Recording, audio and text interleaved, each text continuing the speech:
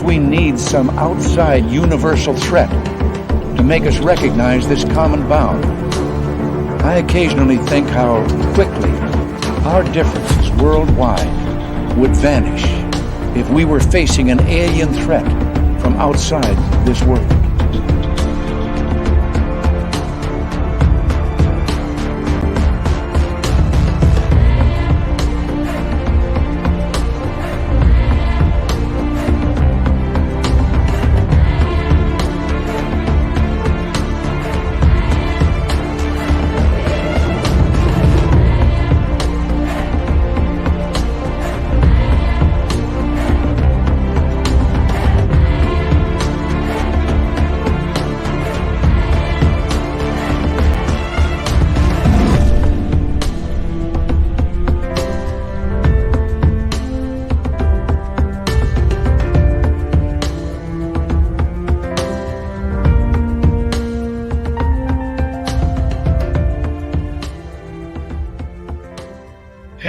Welcome to night number 2 of this week on Spaced Out Radio. My name is Dave Scott, and we are going to have momentarily Trey Hudson come in to discuss everything from the Meadow Project, portals, UFOs, Sasquatch, and whatever we can get up to in the next 2 hours with Trey.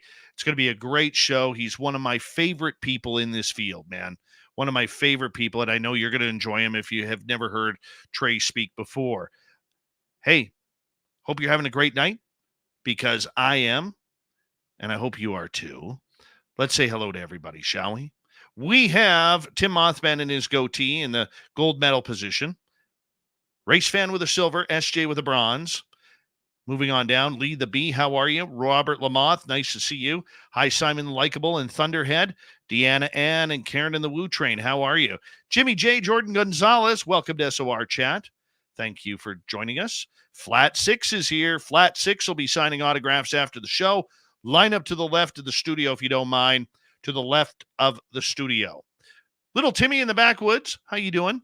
Eternity Eternal and Rugged Source, good to see you both. Thank you for coming on in. Hi there, Laura Lobs. Mainstream Macadamia, welcome to SOR Chat. Thank you for joining us. Sandra Kincaid is here. Good to see you, Sandra, as we continue on with our roll call tonight. Number 71 in your program, starting on defense tonight from Stockholm, Sweden, Lars Jansson. Lightwalkers, Noble Patrick, Kitty Cattywhack, how are you all? And who else is next? There's Lisa Smith. Good to see you. Millennium, my man. Millennium will be signing autographs after the show as well. Line up to the right of the studio, if you don't mind, to the right of the studio. Continuing on with our roll call from Australia, strumming away on his Les Pauls is Les Paul Holland. There he is. Give us a wave, Les. There we go. I'll wave back. Hi, W. David Page, Dutch Hank, Necessary Dialogue. Good to see you all. Donnie Douglas, how you doing, man? And Operation Shutdown. Vash the Impaler has returned after stalking people in the middle of the night all night around Transylvania. Purple-haired Pixie Lara, nice to see you. Hi, the Unknown. Mama Catherine, there she is. Mwah! I love you, my dear. I hope you're having a wonderful, wonderful night. All right, Nina Williams, nice to see you. Hi, Robert Anthony.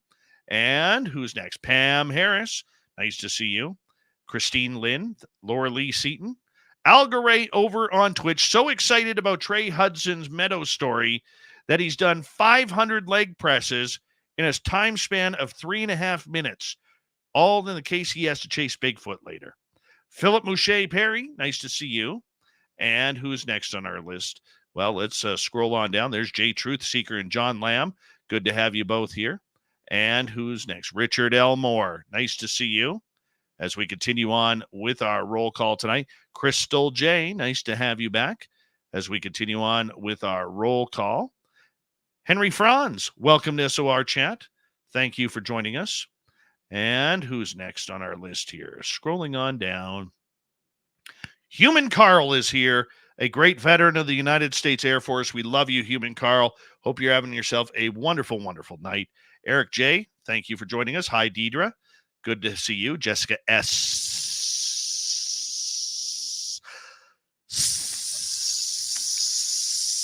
Nice to see you, my friend. Let's get the radio side going. Hello and welcome to the radio and podcast side of Spaced Out Radio. Tonight, my name is Dave Scott. We're going to be talking everything from UFOs to Sasquatch to portals. Trey Hudson is here. He's one of my favorite guests of this show. Top 10, guaranteed top 10 guest ever on this show. And we're glad to have him back here on Spaced Out Radio as we are doing roll call. We have no idea where Bill WD-40 is lubing things up, but we hope the lube is strong. Melvin from Mars, how you doing? Prince Arcane, it's been a couple weeks. Good to have you back. And who's next? Paramarv. What's happening, my friend? Nikki in Seattle, thank you for joining us. And want to remind everybody, the Super Chat is open. It's a wonderful way to support what we do here on a nightly basis as well. You can shop at our Spaced Out Radio store. We do not have ugly swag, people. No ugly swag. You can wear our stuff out in public and be proud of it. That's right. We like it that way. Parasolo, how are you? Nice to have you back. Throw those horns up, everybody. Let's rock.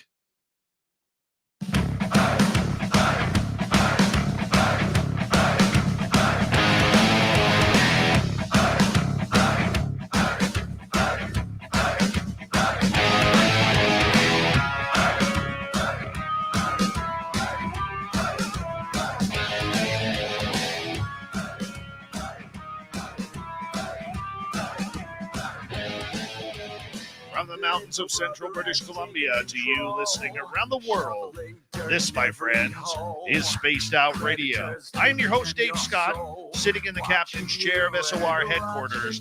We welcome you to tonight's show on our terrestrial affiliates around North America, digitally on every major podcast network. Our website, spacedoutradio.com. We have a plethora of features for you. Rock out to Bumblefoot, read the news wire, check out our swag as well. You can follow us on X at Spaced Out Radio, Instagram at Spaced Out Radio Show, and on Patreon in the Space Travelers Club. Tonight's show is brought to you by Chive Charities.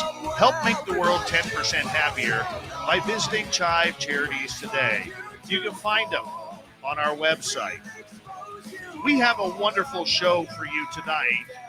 As good friend of Spaced Out Radio's, Trey Hudson is here to get into cryptids, portals, and everything weird and strange that is going his way these days. And you know, when you get a guy like Trey who can bring on a lot of woo in a short amount of time, this is a good night. This is one that you're going to want to listen to in podcast form when it gets there. Then in hour number 3, Steve Stockton has another great story. Then Jackie Harmon will be here for the Crypted Report. Let's get right to it tonight, shall we? I'm excited about this one. Trey Hudson is the current director of the Oxford Paranormal Society and the Anomalous Studies and Observation Group. He grew up in Atlanta, and while in school, he was awarded Eagle Scout, the highest rank in Boy Scouting. While a Boy Scout, Trey earned the 50-miler award 3 times for backpacking and paddling trips in excess of 50 consecutive miles. I'm tired even reading that. I could never do that, even when I was a kid. In 1982, he was awarded a scholarship to attend the prestigious American Wilderness Leadership School located in Jackson, Wyoming. Wonder if he ever found any jackalopes there. I wonder. We'll ask him. As he got older, Trey became a member of the United States Army. He is a proud veteran, and we thank him for doing that. Recently retired from the United States government. So what's he doing now? Well, it's all about monsters, legends, portals, and a little field called the Meadow. Trey Hudson, my friend, it is so exciting to have you back on Spaced Out Radio. How you been? I've been great, Dave. Howdy to you and howdy to the Spaced Out Radio family all across the globe and throughout the universe, wherever you are on this lonely dark night. Oh, I love it. That was romantic. Very romantic. Trey, I do have to admit, and I'm not saying this to kiss your butt because you're here, you know, but you were, to me, one of the most respected researchers out there. And you're one of my favorite guests because you not only bring substance, but you bring knowledge as well to these strange experiences. And if I were to compare you to somebody, it would be somebody like Stan Gordon that I would compare you to. And I hold Stan in very high regard, even though he still wants to only do interviews via the telephone. But that's okay. That's okay. I mean, did you ever think that when you embarked in going down this path of paranormal, supernatural, cryptids, that you would gain that type of respect from the people and the comrades that you have in this field? Well, thank you for that kind compliment. No, not really. I'm just a guy. You know, what I tell people is I'm an ordinary guy who's had some extraordinary opportunities in my life, you know, both professionally. You talked a little bit about my government and military career, and also in, that was my job. Now I'm living my vocation, which is chasing the woo. No, not really. I'm just a guy, you know, kind of like it says over my shoulder. I want to believe, you know, I want to know what's going on. And, unfortunately, so much, in the world is right at our fingertips. All the information is right there on the internet. If I want to know, who was the fifth. Okay. He froze. Hopefully he pops back in here. Oh, here we are. There you are. We've been having storms come through. But so the cool thing is, even with all this knowledge, all this data, a library, that back when I was watching Star Trek, as a kid, I could not imagine the access to all this information. There are still mysteries out there. There are still things that make you go, what the F is going on? And I think that's cool. That makes us human. That's experiential. That's living in the moment. And I'm that guy. I want to be out there. I want to be experiencing things. I want to challenge my normalcy, my normalcy bias by being exposed to different things. Now, luckily, I've got a really good crew. Some of my crew members that have the same kind of mindset, and we put ourselves out there in the crap and experience it. And one of the main things of the Anomalous Studies and Observation Group is twofold. Is one, we like empirical data. We like measurements. That's why we carry Geiger counters and cameras and thermals and all of that out there. And that's great. Imperial data is important. But the most important piece of equipment that a researcher can ever take with him or her is themselves. A human being is the best detector of paranormal and interdimensional activity, bar none. So you take the human into the equation, the experiential, and that's just as important.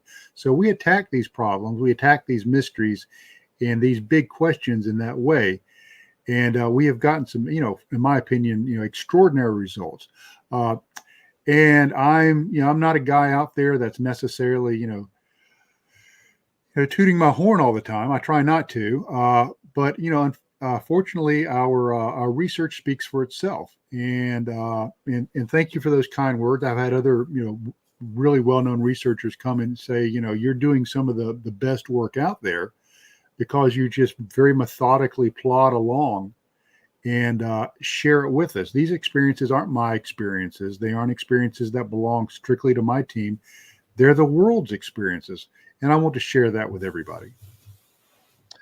Trey, you have had a number of experiences. You've had a number of things that you cannot explain happen, yet you're a very studious, skeptical person out there trying to find logic from the illogical. How do you define the two? Because it seems to be a great debate within the community. Doesn't matter whether it's UFOs, cryptids, or paranormal, on that you have to be so skeptical that you can't believe something that happens right in front of your eyes. Or if you do believe something that happens right in front of your eyes, you fall for too much and don't look for the skepticism. How do you find that balance? That's a tricky balance. It's like that in life.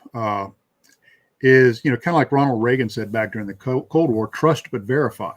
Have that healthy skepticism, but still believe. There's a thing called faith. And that's very important. And I'm not talking about it from a sacred perspective, but from a secular perspective. And what we try to do is when we have something happen in our vicinity, we try to, like the famous or infamous portal video. We have gone out and tried to recreate that, and basically at the end of the day, you're left with a big question mark. And sometimes you just have to be honest enough to say, I don't know. Other people don't know. And I just have to put it up as, what if, what happened? We really don't know. We can speculate, we can theorize, we can come up with guesses. But, not only, I tell people, not only do I not have the answers, I don't even know what the questions are. I'm just out there floundering around like, other researchers. And I'm not going to be so arrogant and say I have the answer. I have some good theories, I think, that are as valid as any other out there. But, you have to, put your thinking cap on before you go out and research. Keep your thinking cap and your wits about you during your research. And also, think yourself through the process and the data after the research, or after, you go out and explore. And, try to keep a level, even keel. And that keeps you straight. That keeps you honest. And quite frankly, that kind of keeps the naysayers at bay. If I don't go out there and say, I have the answer, that this was definitely A, B, or C, all I can say is this is my experience. This is the data we collected. And your belief system, the establishment of your belief system, the maintenance of your belief system, or the termination of belief system is on you. You believe what you want to believe. I'll just tell you what I believe, and we can all go home happy and have a beer. What do you believe? I believe that, based on the stuff that I've experienced, and this is a theory, like I said, I don't have the answers, is I think it's interdimensional. There was, of course, we all know about the fantastic John Keel, who did so much research, wrote so much, back in the day. Highest respect for him. He's one of my favorite researchers. Is he used the term ultra-terrestrials. And I've coined a term in my first book, paradimensionals. And I think when we start looking at things from a holistic point of view, is we look at ghosts, we look at cryptids, we look at UFOs, and we look at all the other crap that's, shoved in that junk drawer in the kitchen called other. I think it's all connected. And I think that these are experiences from paradimensional entities. I think they're so strange and so different that we can't even, kind of like H.P. Lovecraft when he talked about, the others in his books, you go insane if you see them. I think these things are just so alien to us. And I don't mean alien like, driving from Zeta Reticuli in your intergalactic Cadillac, not that kind of alien, but so odd that we can't comprehend it. We're almost like the ants, coming out of our anthill and encountering a new road. It's been put through the forest. We don't know what in the hell a road is. So how can we articulate that? How can we conceptualize that? How can we even go back and tell people, tell our other ant friends exactly what that is? All we can do is relate the experience. So, but I honestly think that it's dimensional. I think there's a lot of research going on in the quantum realms, that if you look at it on the face, prima facie, it seems like magic. Spooky action at a distant, quantum entanglement seems like magic, faster than light communication, but it's real. And I think that there might be instances where we're seeing quantum type effects on a macro scale instead of a micro scale. And that's what some of this high strangeness is. Now, is it dead Uncle Fred? I don't know, as far as ghosts go. Is it an extra dimensional entity? I think it is of some sort. And I also believe in bringing tools out of the various toolboxes, bring techniques from the paranormal world, bring them over into the Bigfoot world, try EVPs, see what you get. You might be surprised. Take UFO stuff, take that to the ghost things, take Geiger counters and do a ghost hunt, and just try to mix this up and try to have a holistic experience and try to gather data and empirical information from a holistic perspective. And I think I'm hearing more and more researchers starting to take that kind of attitude, and I'm really happy about it. And I think that's really going to push us forward into the next big thing, whatever that may be. I want to ask you, as somebody who has dealt with the public, you've investigated cases, you've done your own thing, you've worked alone, you've worked with teams. What is wrong with believing? Oh, nothing. That's what makes us human. Is I believe that I'm going to wake up the next morning. That keeps me going. When I was in Afghanistan, we would get rocketed at night. and you would lay there and literally did not know if you would die while you were lying there in your bunk. Now that kind of puts a weird existential twist on things. And if you don't believe, you're not going to be able to handle it. So believing in something other than ourselves makes the world a much easier place to live in.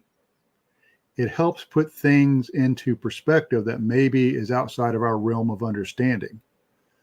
Belief is the fuel that keeps the human engine going day to day, hour to hour, and second to second.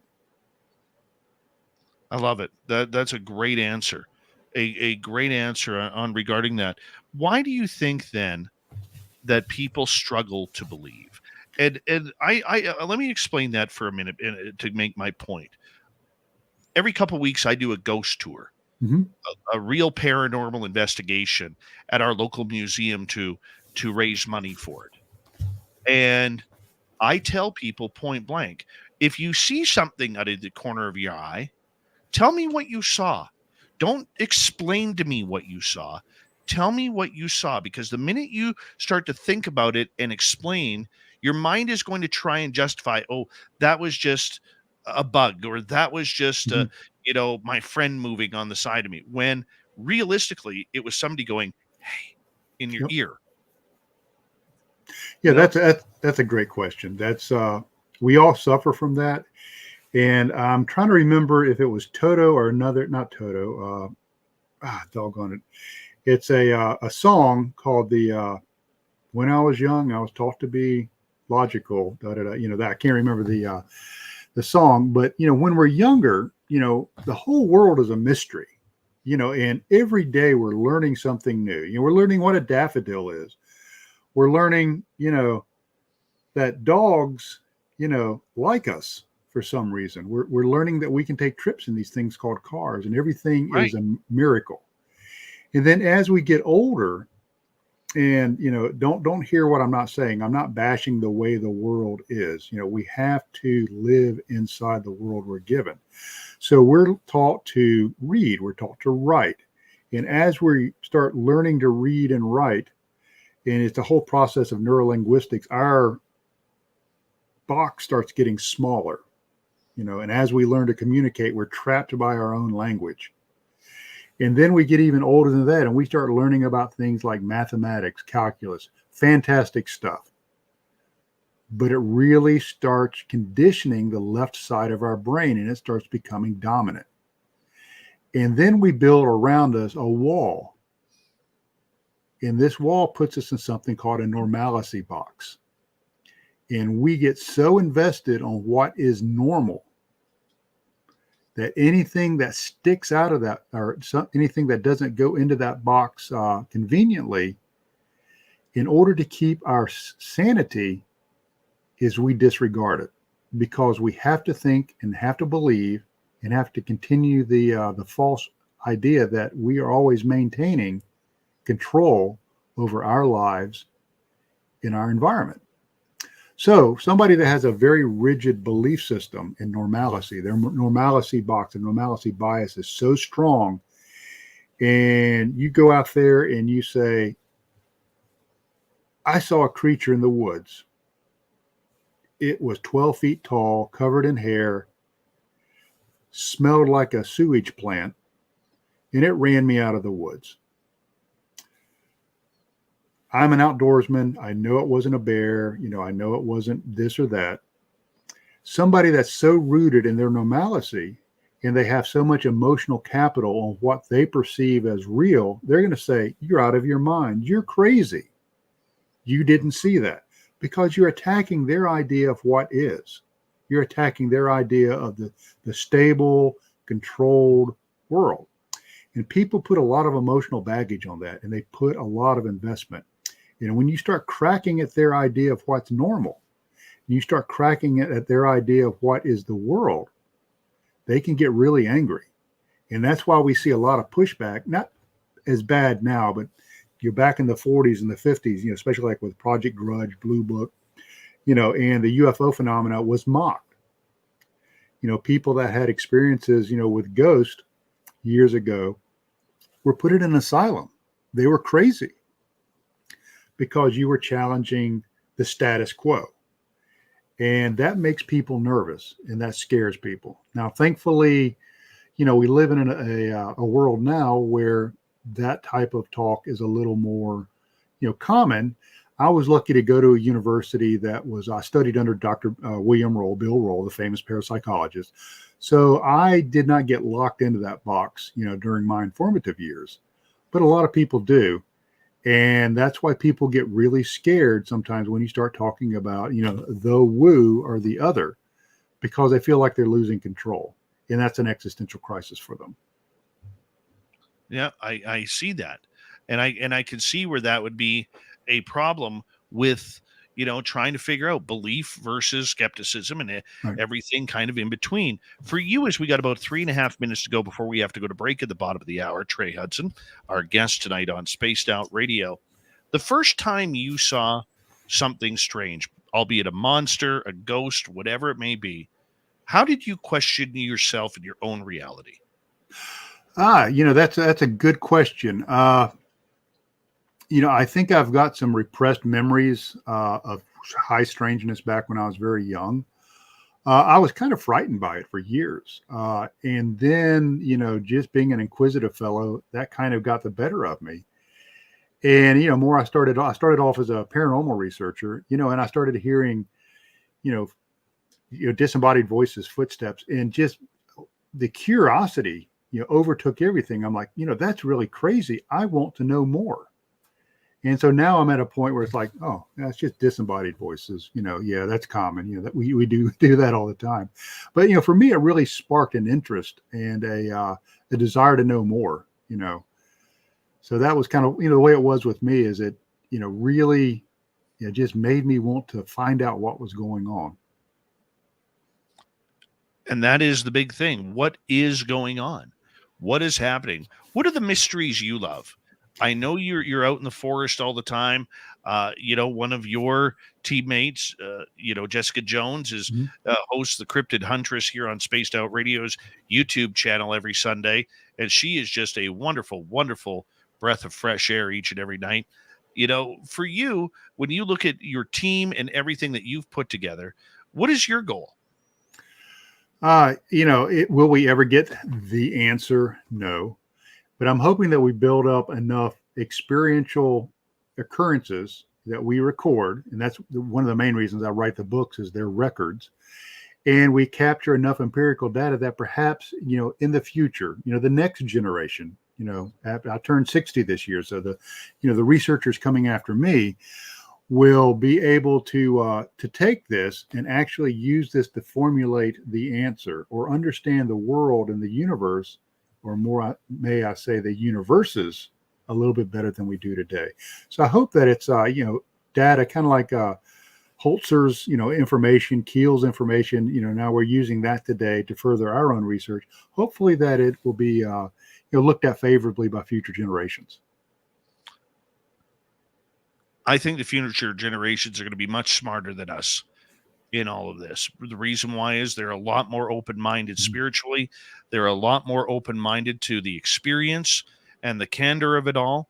They're a lot more open-minded to belief while still having skepticism. And I think they're not as closed-minded. And I'm sure a 30-second answer, I'm sure you feel that way too. Yeah, I do. It's I think that these successive generations seem to be a little more open-minded and not quite as dogmatic. I'm all about people having their own belief systems, but don't let it tie you up and cover your eyes, ears, and mouth, where you can't speak, hear, or see what's going on around you. 100%. Trey, I'm going to get you to hold on right there because we are going to go to break here at the bottom of the hour. Trey Hudson is here tonight on Spaced Out Radio, and he's, to me, one of the most brilliant people in this field of high strangeness. And his team, Oxford Paranormal Society and Anomalous Studies and Observation Group. We'll be right back on Spaced Out Radio with more Trey Hudson and Monster Talk when we return.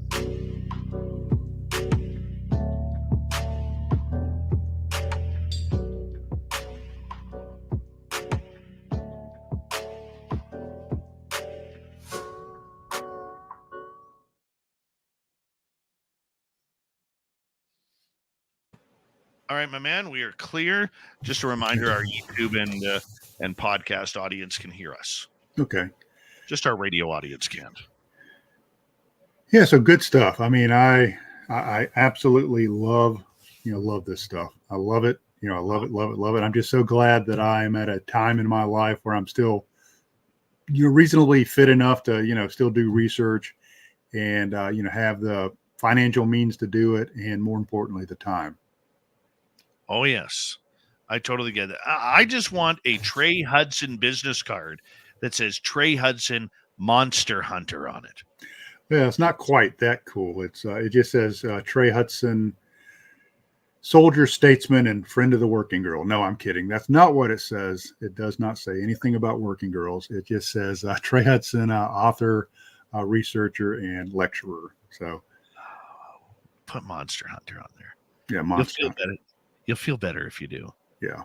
Who doesn't love to hunt a monster? I told this story the other night, so many of our audience members may find it repetitious, but in my daytime job, I do some work in financing, and I had this client in who brought his daughter with him, and I brought up he owns a logging company, and I said, when are you going to find me them damn Sasquatch, right? And his daughter's like, oh, you're the guy people talk about Sasquatch. I said, yep, I am. And she goes, snide 23-year-old. She goes, people talk about you in town.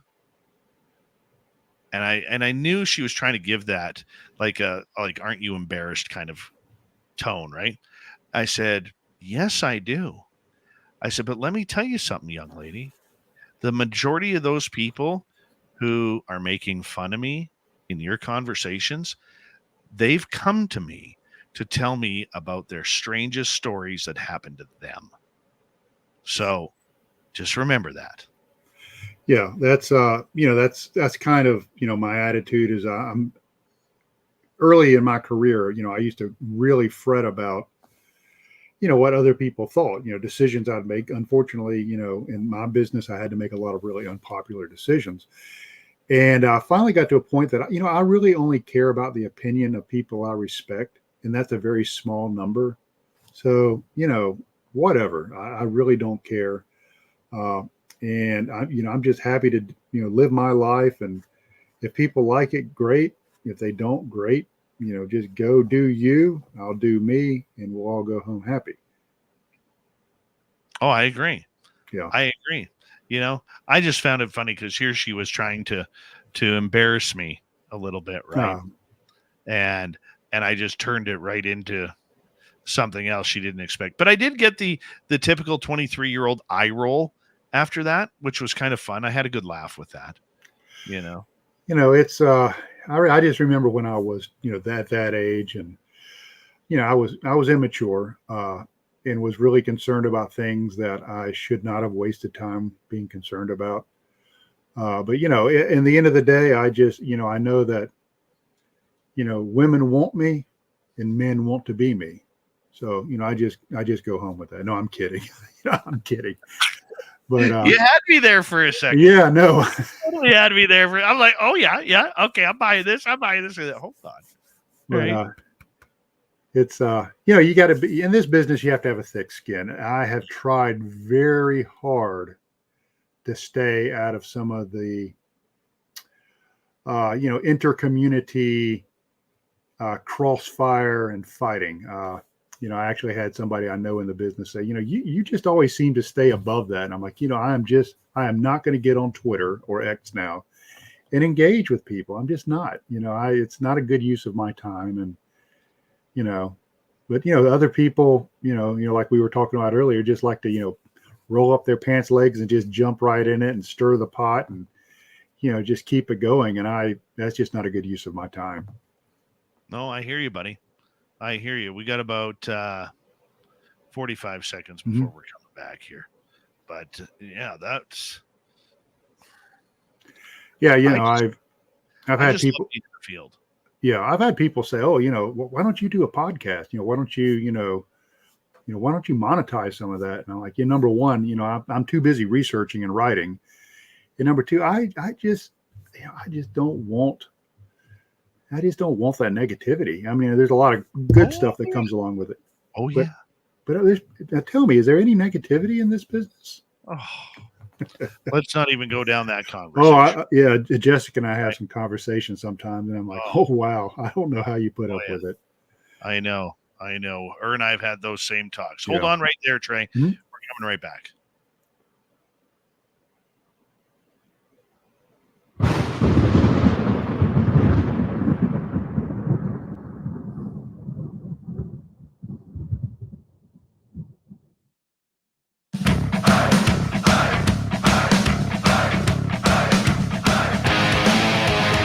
All right, here comes the second half hour of Spaced Out Radio tonight. Thank you for joining us. My name is Dave Scott. We always appreciate you tuning us on in wherever you are on this beautiful planet we call Earth.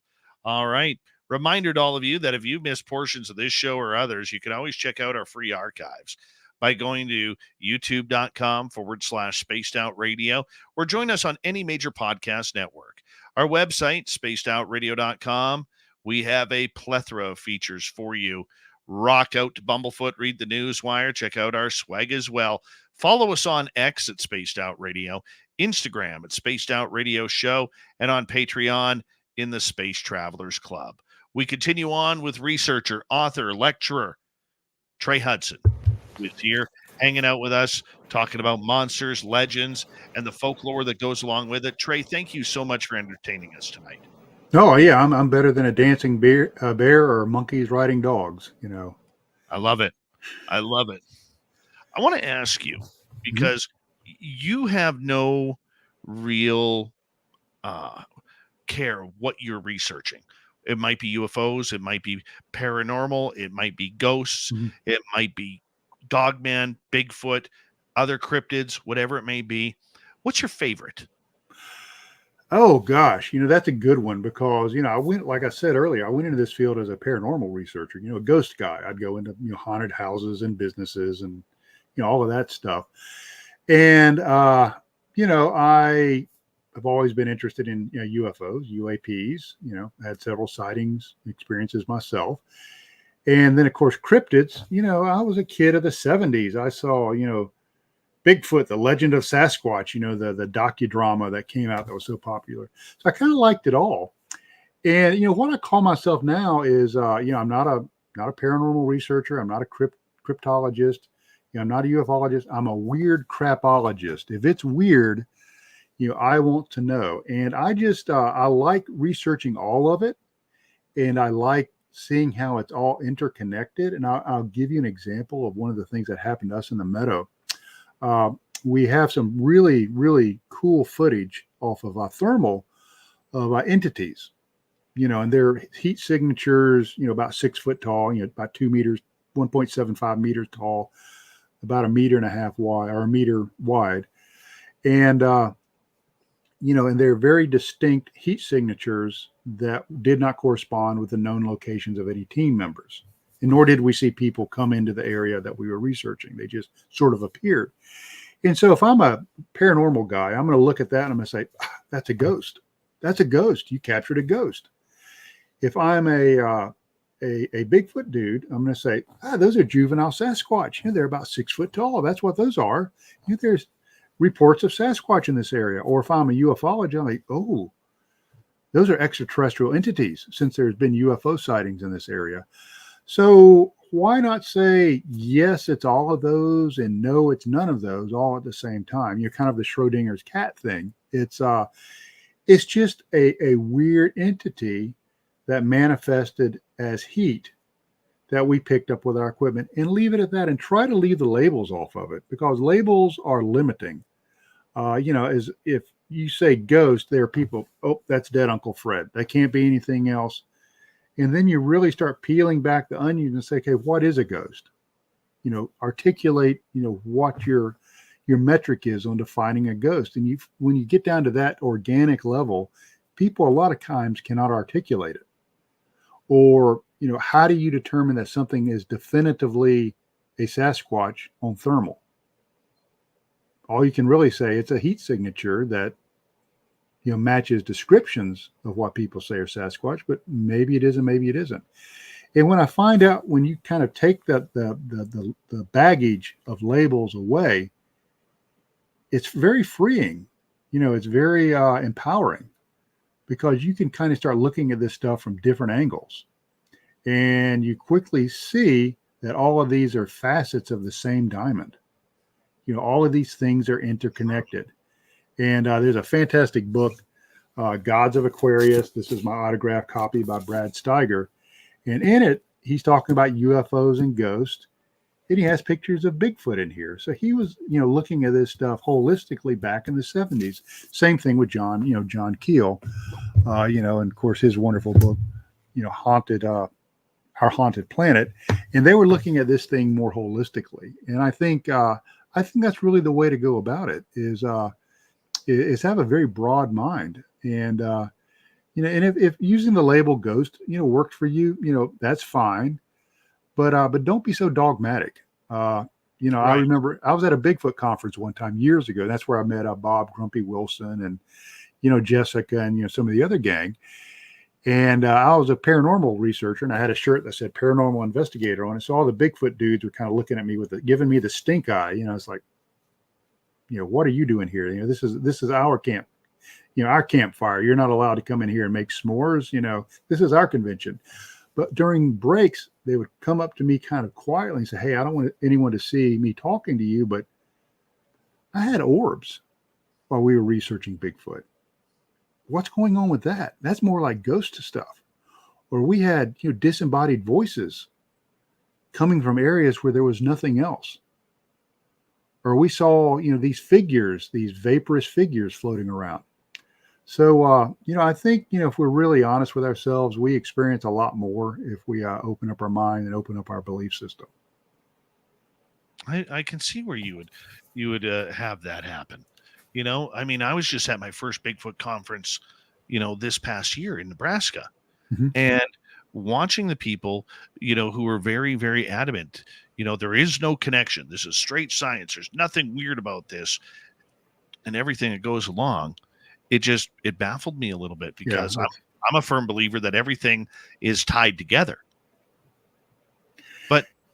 But while we go on here, I would be absolutely ignorant for our audience members who have not heard the story of the Meadow before. Oh. If you wouldn't mind, please, sharing the Meadow. I know you tell it everywhere. Yeah. Okay? It's what you're famous for. But for our audience members, if you don't mind, we'd love for you. Yeah, the Meadow, and this is a long time research project that started back in 2016. So, we're coming up on 8 years now. The Meadow is an area somewhere in the southeast, and people say, I want to know the exact location. Well, dang it, I'm not going to give it, because kind of like Yates Place in the Uwharrie National Forest, once it became famous for Bigfoot, it was absolutely covered up. And the last time I was at Yates Place, I couldn't even, I didn't know who were yelling and, who were doing wood knocks and all of that, because it was just so infiltrated with other researchers.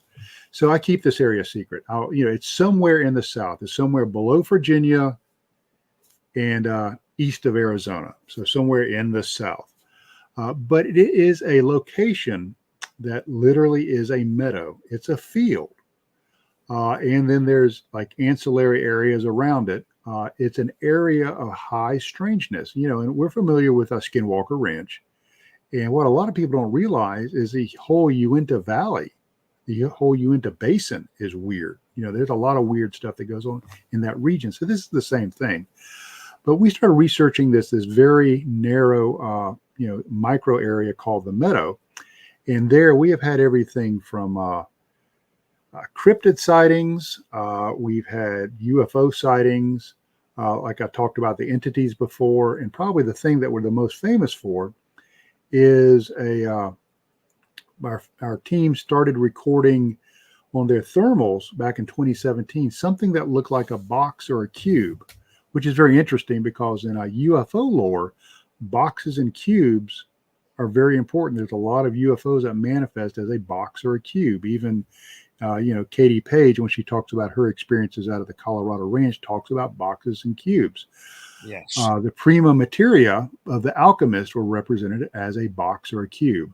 So it's an archetype. Okay, it's very something that's really marked into our consciousness and as Westerners, and even in the Eastern understanding, the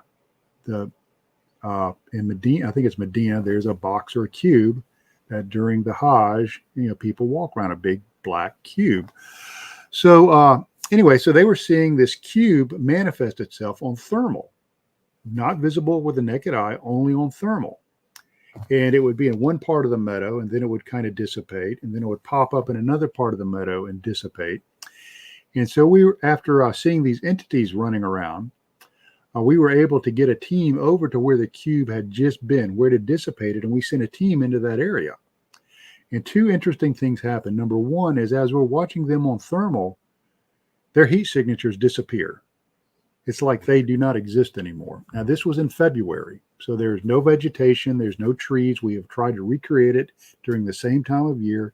We cannot mask our heat signatures during the recreation. But nevertheless, during this time in 2017, no heat signatures of 3 people. When they went in there, their environment was different. They said when they went in there, just walked in there very easily without a whole lot of bother. And then when they came out, they encountered brambles and briars and branches and all these entanglements that weren't there when they went in. Also, it was very dark and quiet when they were in this area, and it was colder. The temperature was lower, which is interesting because if you go into paranormal world, when people say a ghost manifest, the temperature will drop. So that's kind of an indicator of high strangeness, not only in the ghost world, but other worlds. So we've really started researching this area. So since then, we've had some interesting UFO sightings. We've had mysterious things watching our camp. Our good friend Jessica Jones, we were researching an area not too far from it. She was actually physically touched by something, but there was nothing around her. And we're also, and this is going to step out there in the world of woo, but people just, fasten your seatbelt and ride along with me, is we have team members that are getting like mental, almost like downloads, like dreams of strange things. And I'll give you an example of that. Is I have a team member that is a U.S. Air Force veteran, worked in special operations, graduated from the Air Force Academy with a degree in engineering. He's now a top person in his field in the civilian world, and his skills are, in high demand all over the world. Very competent, smart, articulate person. Well, we had gone to the Meadow, and we're trying the CE5 protocol. Now, I'm not going to get into, some of the controversy with Dr. Greer, but, the CE5 protocol is solid. It is a reasonable protocol, and it does yield results in some cases. So we had done CE5 and got absolutely bumpkiss. 0, nothing happened. So we just sat around in the Meadow talking and just enjoying being with each other. So the next morning, Tony, that's his name, he came up to me and he said, Trey, I woke up in the middle of the night with these words stuck in my head. Knox Magbee, and it was spelled phonetically Noxmagbee. That's phonetically spelling it Knox Magbee. He said, then about 6 o'clock again this morning, I just popped wide awake, and I had the terms Knox Magbee just etched into my mind. Does it mean anything to you? And this was the morning after we had done the CE5. And I said, Tony, no, it doesn't mean anything to me, but I will research it. So, when we packed up, went back home, I started researching it. And I found that Nox, N-O-X, is the Roman goddess of the night. She was one of the goddesses, and it had been derived from the Greek goddess Nyx. So Nox is the goddess of the night. Magbee became a little bit more difficult. So I started looking at different slight variations of pronunciation and digging through, all kinds of different resources. And I found in the old ancient English poem Beowulf, in Old English the term magba, which means kindred or children. So you have children of the night goddess. Okay, so you start putting all that together, and we say, okay, so what are the children of the night goddess? So what comes to people at night that are small like children, have something to do with, maybe UAPs or UFOs, have disproportionate sized heads, and they could be considered children of the night. I want to give you a hint. They're on the cover of Whitley's book, Communion. Yes. So, we're now getting these downloads, these strange, I don't know, images at night. Another interesting case, and this one happened last year, is, and I will tell people this is an ongoing research project. We're going out the first of next month again. So this is ongoing. But last year, I brought 2 new people onto the team. One of them is a psychotherapist and his wife. And so they understand very much that the power of the mind, and how, that can actually tap into other realms of the realities, your mind. We have remote viewing and things like that, that's well documented. So the one night, first night out, is I sent them out with my senior investigator, senior researcher, and the wife of the 2, the husband and wife, she said, I'm uncomfortable. Can we go back to where the other people are? And, my researcher said, fine, we don't want anyone to be uncomfortable, but what's making you uneasy? And she goes, I keep getting a feeling, a sense that something is creeping around. She says, I get a feeling like Gollum, it's like slinking around watching us. And so they started moving across the top of this ridge, and we had teams down in the meadow, and we could see them, moving across the ridge. And as they were moving across the ridge, below them, there was an orb that was tracking them that they couldn't see, but we could. So we watch that orb, and it finally dissipates. They get back. And during that night, we didn't have anything else going on that evening. That night, she said she had a dream about a young woman and a boy approaching them, she and her husband, at their tent. And that she said that the wall of the tent became transparent, and they were taken up to a room, a white room, and there was a whiteboard there, and they were shown symbols. Now, what does this sound like? This sounds a lot like Betty Hill's account of being taken into a room and shown symbols. Right. And she said the symbols I was shown, and this is actually her drawing. Let's see if I can get these here. Here we go. And you can see the spirals, the box-like spiral, and the box-like spiral with an eye. And they came to me the next day, and they said, hey, Trey, Christy had this dream last night, and she wants me to tell you about it. And so she told me, and I said, Christy, have you read any of my books or heard any podcasts? And she said, no, not at all. I said, are you familiar with symbolism for portals? And she said, no. So you're not familiar with the petroglyphs or petroglyphs, pictographs, here in North America or South America? She says, no. I said, the spiral represents a portal or a gateway. I said, the gateway or portal that we saw was square like a box, and you drew that spiral as a box. And she says, oh my goodness, I had no idea. So we go out later that evening, after she told me all this. And during the debrief, one of my team members said, hey, I saw a bear or a large feral hog on my thermal. I said, where did you see this? He says, in the middle of the meadow.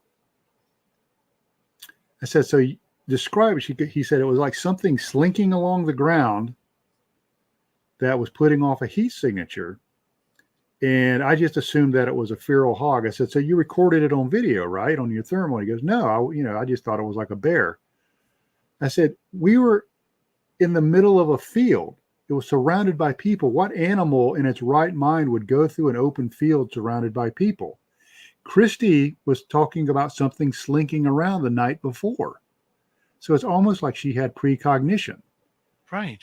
So you go back to some of the accounts of the Skinwalker Ranch, and they talk about things coming out of portals and slinking around. We had the same thing, but my researcher, unfortunately, was a victim of his own normalcy box and immediately assumed it was a bear or a feral hog. So, we have things like, going on like that continuously, up until, last year, kind of going along those same things as I've found, looking at some of the Skinwalker stuff, is some of the experiencers at Skinwalker from NIDS, the National Institute for Discovery Science, talked about large canines stalking them at their home when they got back to Virginia. 40 meters from my back door, I encountered large canine tracks that were 6 inches in diameter. They're about that big in diameter, huge things. Yeah. So, it's almost like the phenomena is evolving with us. It's changing. It's constantly testing us. It's constantly taking us in new directions. So, we have to be flexible enough and, try not to be so dogmatic and rigid in our research methodologies that we're able to welcome these new phenomena and follow them, on whatever path they take us. How did the portal change you guys in the way you research, in the way that you guys conduct evidence and try to find solutions for all this high strangeness? Yeah, that's an excellent question. It did change us. I'm not going to say we were loosey goosey before. We were really disciplined before, but it made us really focus on protocol and safety. We would at times before send people out by themselves. Not like completely by themselves, but have teams of one. We don't do that anymore because quite frankly, who knows what may happen. So we started tightening up our protocols. We started ensuring that everybody had radio comms. We knew where everyone was. We started changing out our loadout a little bit more. We've upgraded our thermals. We're now running several. We have 3 ATN OTS4 thermals, which are very high-end thermals. We've introduced Geiger counters into our loadout. And we opened our minds to something that maybe we weren't expecting before. Nobody was expecting a portal. And I'm just going to use the term portal because that's an easy label and that's something we can communicate with. We really don't know what it was. The reality was different, in this box or cube. We had a guest researcher, 2 guest researchers come down from the Carolinas. And one of the researchers I remember during our after action review said, my world has changed. You tricked me. You told me we were coming down here to look for Bigfoot, and I found something very different. I am going to have to go home and rethink about everything.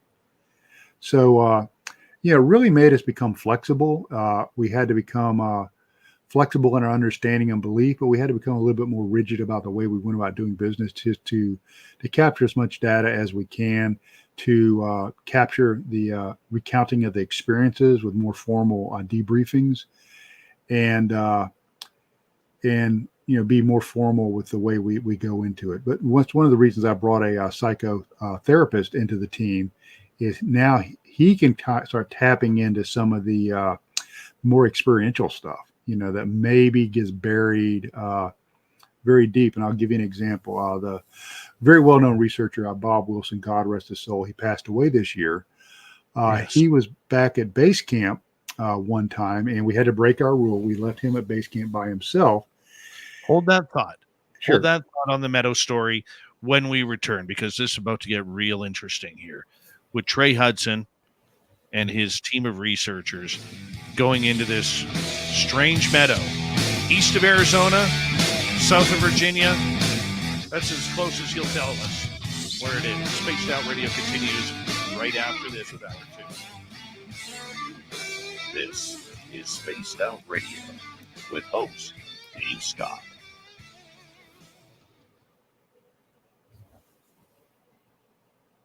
All right, Trey, we got about 5 minutes here. Sure. We're going to just take a quick break here. I'm going to put you back in the green room, and I'll be right back, okay? Okay, thanks. All right. Hi, the Doug Shelby has finally arrived, which means we can officially start this show now.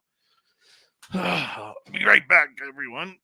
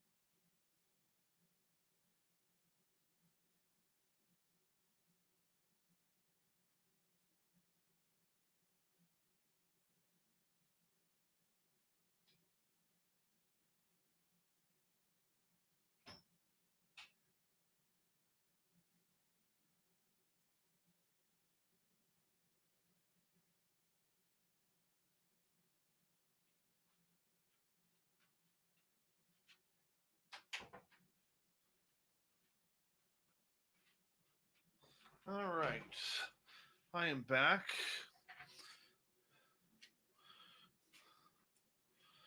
All right. Let's bring Trey back here.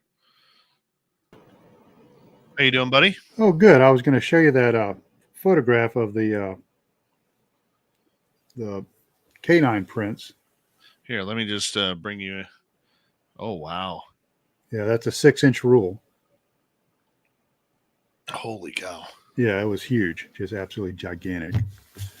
So it was really interesting reading, the book Hunt for Skinwalkers of the Pentagon, which talks a lot about the special access program that was set up to, that was a creation of NIDS and all of that. And it's an excellent book. I kind of come from that special program world.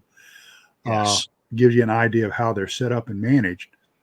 And I'm trying to remember, it was Kohler or who it was talked about, finding the big canines outside of their house in Virginia and leaving the big prints. Hold on right there, Trent. Sure. Or Trent, pardon me.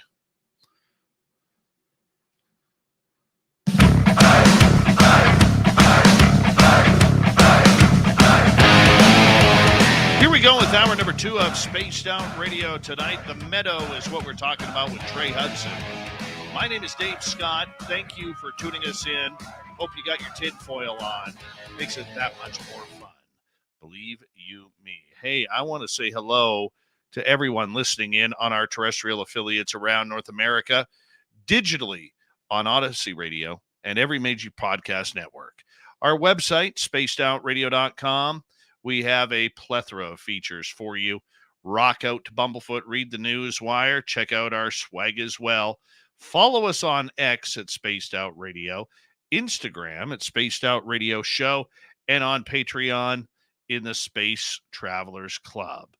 The Desert Clam has set the password for tonight in the SOR Space Travelers Club.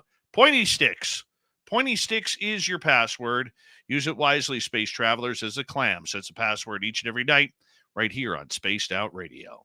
All right, let's continue the story of the Meadow. Trey Hudson is here. And Trey, this story, every time you tell it, I learn more and more about it. You were continuing on here.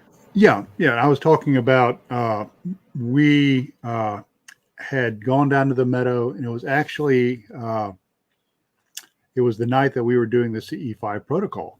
So we talked about the the term Knox Magby, coming up in my team members, his consciousness, while he was asleep. But the night while we were doing that, we left the very well-known researcher Bob Wilson, Grumpy Wilson, back at base camp. So he's sitting there at base camp, and he has his recorder going, and he's just kind of sitting there, very chill. Base camp. We were using another base camp this outing, so it was about maybe 25 meters off of this main kind of dirt, road through the nature preserve, and so he heard a vehicle coming down the road. So he reaches down and he turns his lantern off. So he blacks out the campsite. And he hears the sound of something going down the road. And he said it sounds like the crunch of gravel, and the very distinct sound that a vehicle makes as it drives across a gravel road. Right. And it passes. And, like a good researcher, he had all of his equipment going. And he looks down at his Geiger counter. And his Geiger counter would show a reading of 0.6 microsieverts per hour. And the baseline there is about 0.02 microsieverts per hour. So it was a pretty high reading of radiation. Now, I mean, not enough, that it was dangerous, but comparatively speaking to the normal background radiation, it was a significant spike. And that's something that we have seen in other incidences of high strangeness in this area, that we'll see a corresponding radiation spike. So he just said, he just heard something travel past the camp. It made kind of a crunchy grinding sound. And he heard a voice say, "Hey," off in the woods. And we were able to capture that on audio. And that was about it. So we take take Bob just before he passed away and put him under hypnotic regression. And during that regression, we take him back to that evening. And he says that, now remember, his original account was it was dark, he couldn't see anything. As he's recounting it, he says it was a Jeep with two figures in it. And those two figures were all black. They had no faces. You couldn't see their hands. They were completely all black figures. And they get out of the Jeep and they kind of look around and they get back in and leave. Now, before he said that was invisible. So, one has to wonder, is that like a screen memory of a Jeep? And he's recalling actually the two black figures.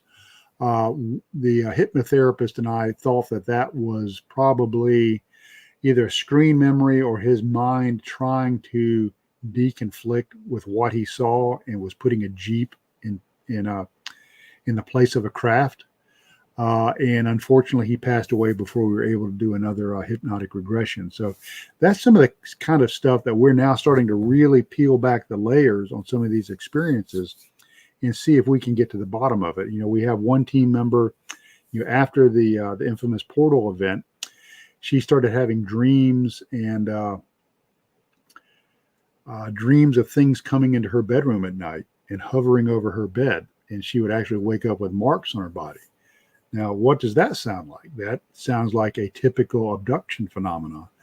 So, we're going to try to do a hypnotic regression and maybe start peeling back some of the layers on that and see if we can get down to the root cause of some of those experiences. And, I've had some of my own experiences that we're going to try to explore too. So, we're kind of taking this out of the realm of, going out and, recording what's going on and starting to focus a little bit more on the experiential because, as we found sometimes in these instances of extreme high strangeness, there's a lot going on that you might not realize, and you have to use other methods to try to recover that data or information. You didn't discover, or pardon me, do you feel you discovered the portal or the portal discovered you guys? Oh, that's a great question. There's a lot of different theories on that and opinions. One is once people kind of become dialed in that the phenomena will follow them around, that they are the instigator, they are the catalyst. And then there's another theory that says there's certain areas of extreme high strangeness on the earth that, you can go back folklorically and look at. I tend to think it's a little bit of a combination of both. And I'll give you an example. A colorblind person, can only see certain colors. Now, that doesn't mean the colors don't exist. That just means they cannot perceive them. I think when a person becomes tuned in, and quite a few of our team members have been trained in remote viewing and some other methodologies, I think that we become a little bit more able to detect some of this phenomena. Like I said, the best piece of equipment that you can take out into the, out into the world to find, high strangeness as a human being is the best detector there is. And so I think that we go into these supercharged geographical areas or geocentric areas of high strangeness.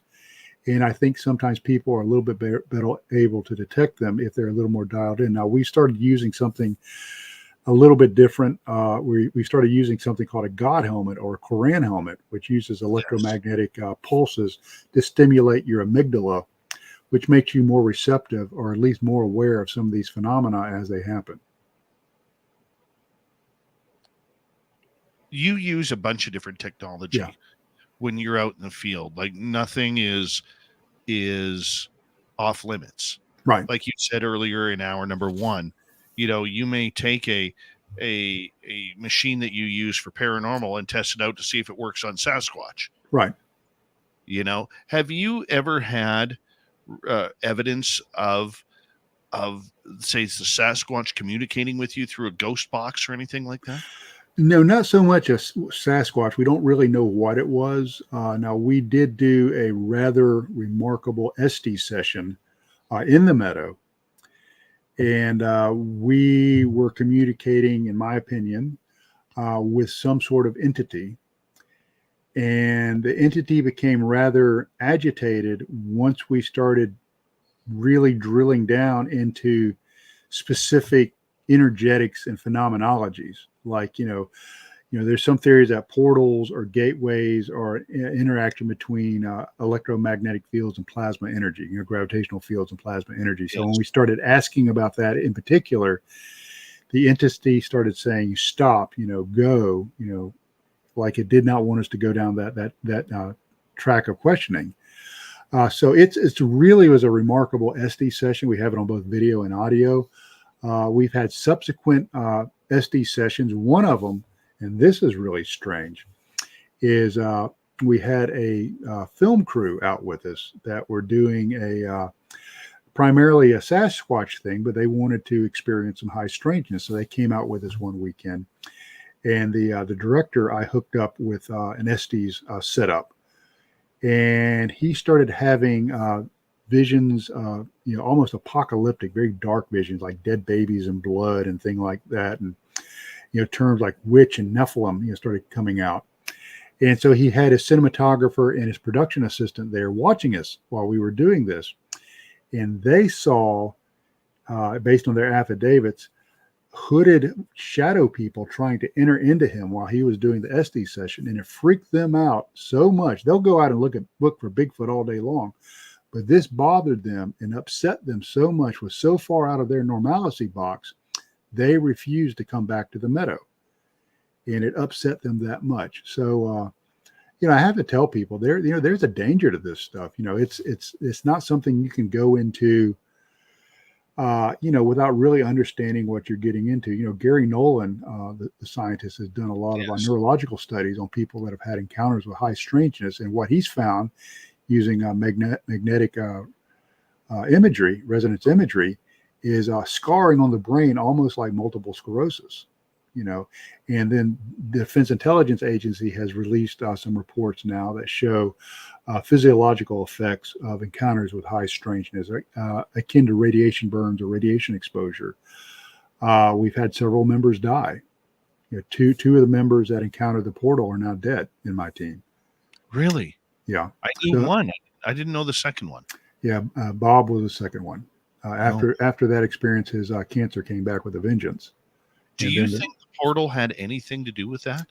Here's what I think is, the old saying is correlation does not equate causality, but you're a fool if you ignore it. You're a fool if you ignore it. We've had another team member, come down with cancer, the third member, involved in this. So, you have to go into it with an understanding that the stakes are a little bit more than just going out there for a quick whoop-de-doo, let's have an adventure and make a holiday out of it. It's serious stuff. Another researcher I know went to an area up in the Smoky Mountains, and after talking to him, it sounds like he had radiation exposure. He had something akin to leukemia, bad blood disease. His parents who were with him were inside of the vehicle, like a Faraday cage. They were shielded, and luckily he's recovered. But so there's a danger to this stuff. There's a real physical danger. There's a psychological danger if you're not prepared to accept some of this weird stuff that happens. It could create PTSD or some other effects. So people need to go into it with a full understanding of exactly what they're getting into. And I know from personal experience in one of our hot spots that we were just at filming a couple weeks ago, you're only as brave as you think you are in front of the computer or the camera or talking to people. But when you are actually being the hunted, and you've been the hunted, yeah, it's a completely different experience. Look, we're not talking bears. We're not talking mountain lions. We're not talking any other animal that might be out there. When you are being stalked and hunted by something that literally should not exist, I tell you, your strong backbone will go as white as a skunk right before that happens. Tell us what it's like for you, not only in the Meadow, but in general, of what it's like to be hunted. Yeah, that's something that we all have to deal with, in this business. Is you're going to be exposed to things, you're going to be taken out of your comfort zone. A lot of our members have experience either in the military, law enforcement, emergency medicine, things like that. And and hey, Jessica just popped up. Yeah, we are doing dangerous research out there, and cryptids are not the only threat. She can attest to that, absolutely. And one thing we do is we have very strict protocols, and every time we go out, we have a mission brief. People know what teams they're on, what their mission is, what their surveillance areas are, what their area they're supposed to be watching, what they're supposed to be listening and watching for, how they're supposed to record it, and how they're supposed to react. And people having an understanding and having a concrete set of tasks and a concrete set of mission objectives really helps overcome some of that fear. Where something happens, you're like, I don't know what I'm supposed to do. But if you're actually given a mission, okay, I know what I'm supposed to do. I'm supposed to film this. I'm supposed to stay on station, at my observation post, unless I feel like I'm really in danger, and I stay on task. And that requires a bit of steel, like you said, steel in your spine. But having a common understanding, a common mission statement, and a common set of tasks really helps alleviate that when you're out there, when the unexpected rears its ugly head. Do you think the purpose of finding what's going on in the Meadow will ever be solved? Do you think that there is something that's solvable there? I think there is something solvable there eventually, as it is with these other areas of high strangeness, be it Sedona, Skinwalker Ranch, etc. But I think having the technology and the understanding of our universes now, and being trapped, if you will, in our three-dimensional Euclidean world, I don't think we're going to see it in our lifetime. I think as the technology expands and as people get a better understanding of the multiverse or extra dimensions and how they interact with each other, and especially when they can start seeing concrete interactions, and it might be something like energy generation that, they really get an understanding, and if that technology and that understanding flows over into this stuff. But, ever since the dawn of time, man has always felt there was another side. There was another existence. There was another reality beyond this, beyond us in this, this brain driving this meat robot. There's something else to us. We just know that. There's something more to me than just flesh and blood. And I think as we move on and we do, scientific experiments, we do a lot of experiential stuff, like the wonderful work of Dr. Raymond Moody, who actually lives in my area with life after death, and some of the other stuff that's coming out with, understanding of consciousness and survival after death, whatever death is. I think that, that information is going to be valuable, and it's going to help us understand some of these other places, that veil of reality, that thin membrane of us and them, of here and there, becomes more and more transparent. We're going to have a better understanding of what's going on out there. And as a consequence, we're going to understand ourselves better and understand that we're actually multidimensional beings. Human beings are, not necessarily trapped, in this understanding of our world and our dimensions. It's much like the parable of Plato's cave. And that's, if anybody doesn't know what that is, look it up. It's a very wonderful thought experiment done by the philosopher Plato about understanding of your dimensional reality. Do we really want to solve these mysteries? What would you do if all of a sudden you proved Sasquatch existed, or Dogman, or the existence of gnomes or gargoyles or trolls under bridges? Yeah, first of all, I'd do the happy dance. I told you so. I would, I would be vindicated because, a lot of times people say, yeah, you're a freak. I can't believe you believe in that stuff. And I'm like, well, I believe in what I've seen. And I think it would go two ways. Either people would really freak out to understand that we're not the only thing that's out there, kind of like when a person who's not familiar with the outdoors goes into the outdoors and they understand they are not the alpha predator anymore. They now can be prey. That's very unnerving. So I think there might be a bit of an existential crisis for some people. And I think other people would take great solace in it, saying, I understand that there are other things out there that, that we can maybe learn from, or, they can learn from us. So I think it's kind of, where you are in your headspace, on how that's going to go. I personally would find it intriguing. I would find it exciting. And I would want to know more. I would just want to, get more information, get more data. Can we communicate? Can we learn? Can we, best of all, can we better ourselves and better others by the information that and the data and the experiences we have? I don't know if I want them solved, Trey. Yeah, I really don't, because there is something really, really special about having these experiences, number one, in my opinion. But number two, I mean, you being a government guy or an ex-government guy now, that anything that is cool and fun, the big boys have to go play with it first before we get to enjoy the fruits of the labor.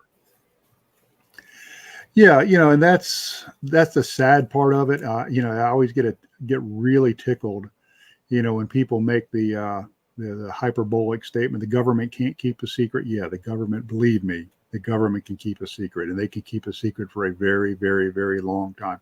They can bury it under so many special programs it'll never see the light of day. And all of it's not sinister. Some of it's very sensitive, military technology and stuff that's is kept under these special programs.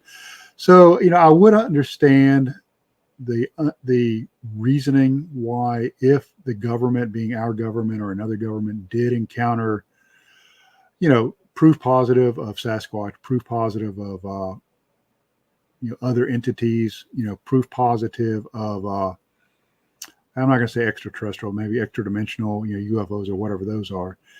I can see why they would keep that under wraps, because it might be a threat, or it might be a mechanism or a lever that an enemy actor could use against us.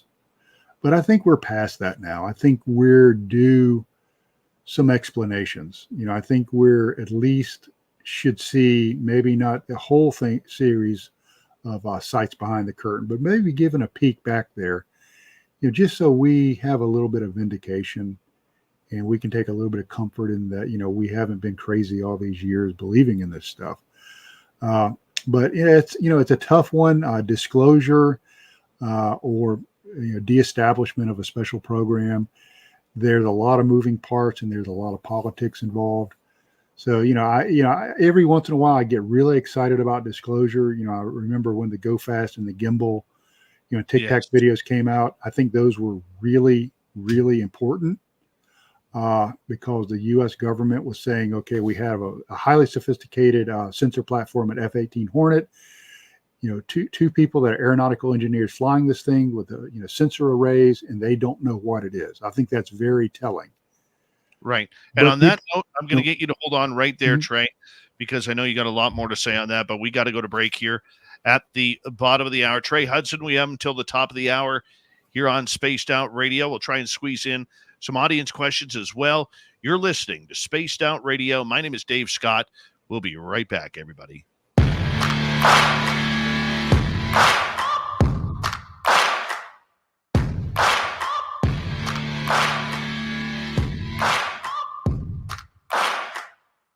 You're listening to Spaced Out Radio with your host, Dave Scott.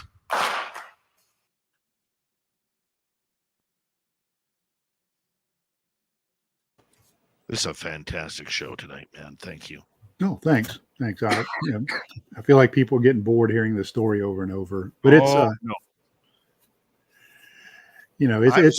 evolving. So, we've got new stuff all the time. I do a national radio hit every night with a gentleman named Walter M. Sterling, and before our show, and on Sundays as well. And I was telling him about the story of the Meadow earlier tonight before I went on air with him. So I was pumping your tires a little bit for this one. Thanks. Yeah, it's a cool story.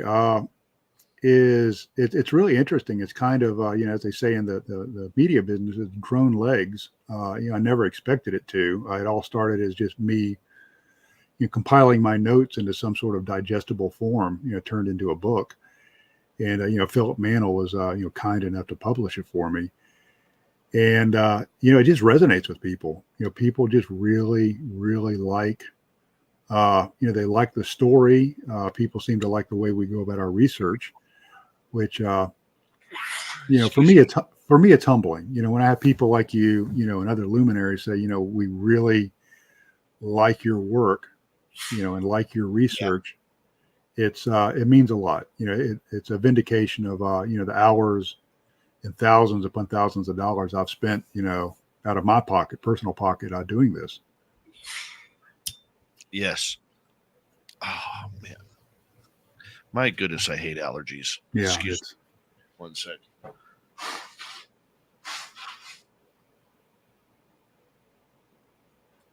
We have had one of the worst cases of pollen up here this year. Yeah,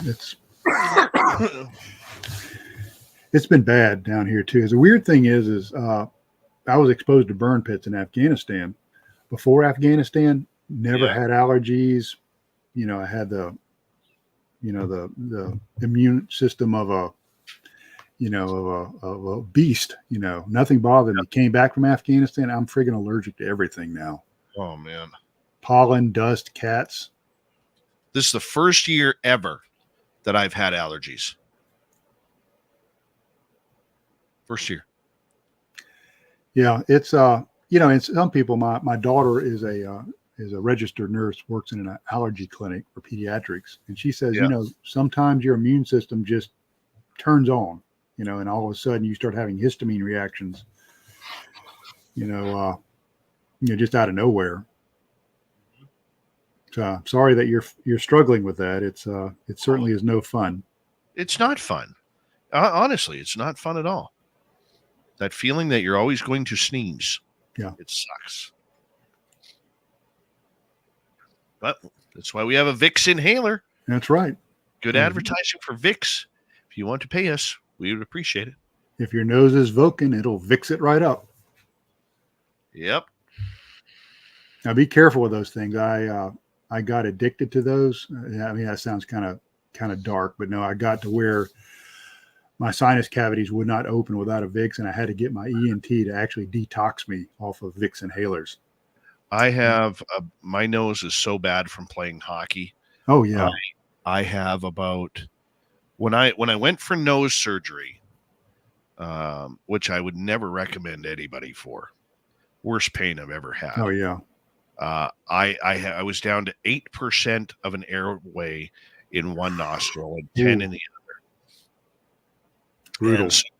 So now, earlier this year, I went on a CPAP machine because I wasn't breathing at night. For more than half of my sleep, I was not breathing, and breathing is kind of a good thing if you like to live, right? So, it's really cut back on that because I'm getting good oxygen at night now, so it's good. But the Vicks inhaler, that's an old radio trick. Oh, is it? Oh yeah. Every night, once before your show, and then if your nose starts running, then you get addicted. Yeah, no, we used to when I used to dive a lot. Is we always carried the little. I'm trying to remember the name of the product, but it was like in a spray bottle, and you'd shoot it up your nose and open your sinuses up so you could clear your ears. When you're diving. Because nothing's worse than being able to go to depth and not be able to clear your ears. It's. I don't know if you're a diver, but it's absolutely. Dave doesn't do Trey. Dave doesn't do the ocean. Honestly, man, I'm a meal. Trey, I'm a meal. Okay, I'm not one of you. But you're a gourmet meal. That's. You're not some hot dog. Exactly. which is why the bigger sharks will come see me. Not the little ones, the big ones. Hold on right there. Hey, we finally got our first super chat of the night. Thank you, Aloha Dave, for showing us the love. We appreciate it. And here we go with the next half hour, everybody.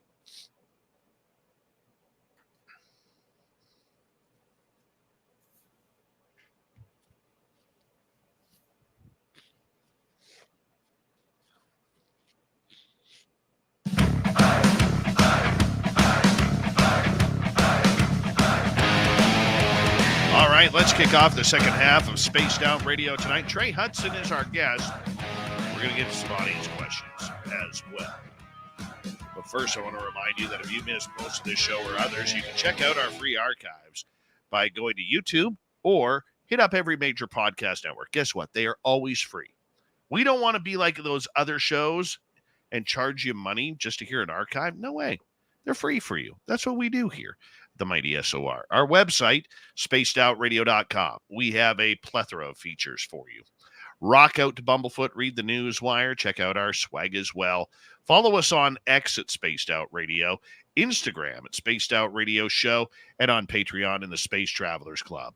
Final time tonight, we say hello to Trey Hudson, author, researcher, lecturer of everything weird and strange. In my opinion, one of the best guys in the field when it comes to knowledge and smarts when it comes to chasing down monsters. Trey, thank you for being here.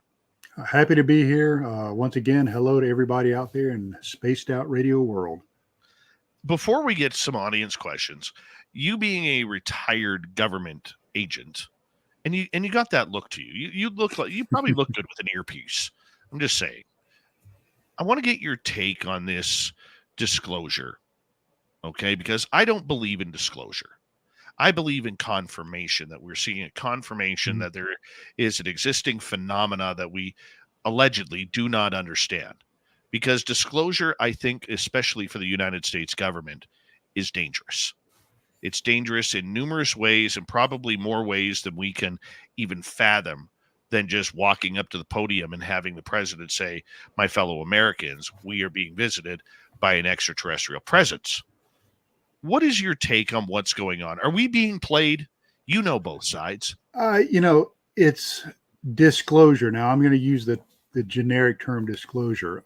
When you have information that is sensitive, i.e. classified, let's just, go ahead and use that, is when you disclose it, that is never a knee-jerk reaction. It's always very methodical. And the person who has the OCA, or original classification authority for that type of information, will think about, how can I parse pieces of this information out? Because by federal law, and it's not always followed, but information that does not have a direct national security reason to be kept classified has to be released. And that's why you have, classified, then you have CUI, controlled unclassified information, which used to be called for official use only. And then you have unclassified, and it's released under FOIA, Freedom of Information Act. And so the OCA, original classification authority, has security specialists that work with him or her and decide what information can be released without jeopardizing the national security. Now, everybody's talking about disclosure of UAP, UFO information. Some things that might prevent full disclosure of that is that these devices, these entities, these machines, these extra dimensional objects are able to pop in and out of our sensitive areas or in and out of our airspace without our knowing it. They possess that technology. And we might be concerned that that's a vulnerability in our ability to protect and monitor our airspace in our sensitive location. So we might not want to say that an unknown entity has been able to breach our security, because that shows that there's a problem in our security that we might not want that information known to our adversaries. And believe me, folks, we have adversaries out there, be they Russia, China, and a whole plethora of others. So that might be a reason to keep it, to keep it close hold. Of course, there's always the theory that there was recovered technology. Perhaps, I don't know. I'm the one government guy that says, my government job had nothing to do with UAPs. I was never read into anything with UAPs, wasn't in any programs with the UAP. I know it's very in vogue for government guys when they retire to say, oh, I was over this program or that program, or I was with the Ministry of Defense and I did this. I'm not that guy.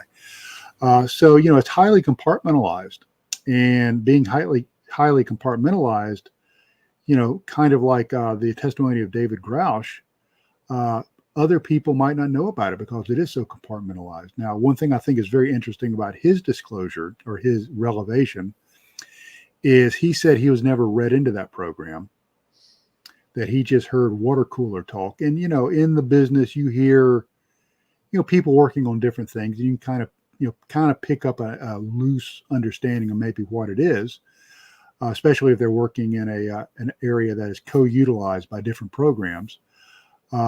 And he did it in such a way that he had top cover from the Office of the Inspector General, the OIG. And he cleared his disclosure through his security manager, who may or may not be read into the program his or herself.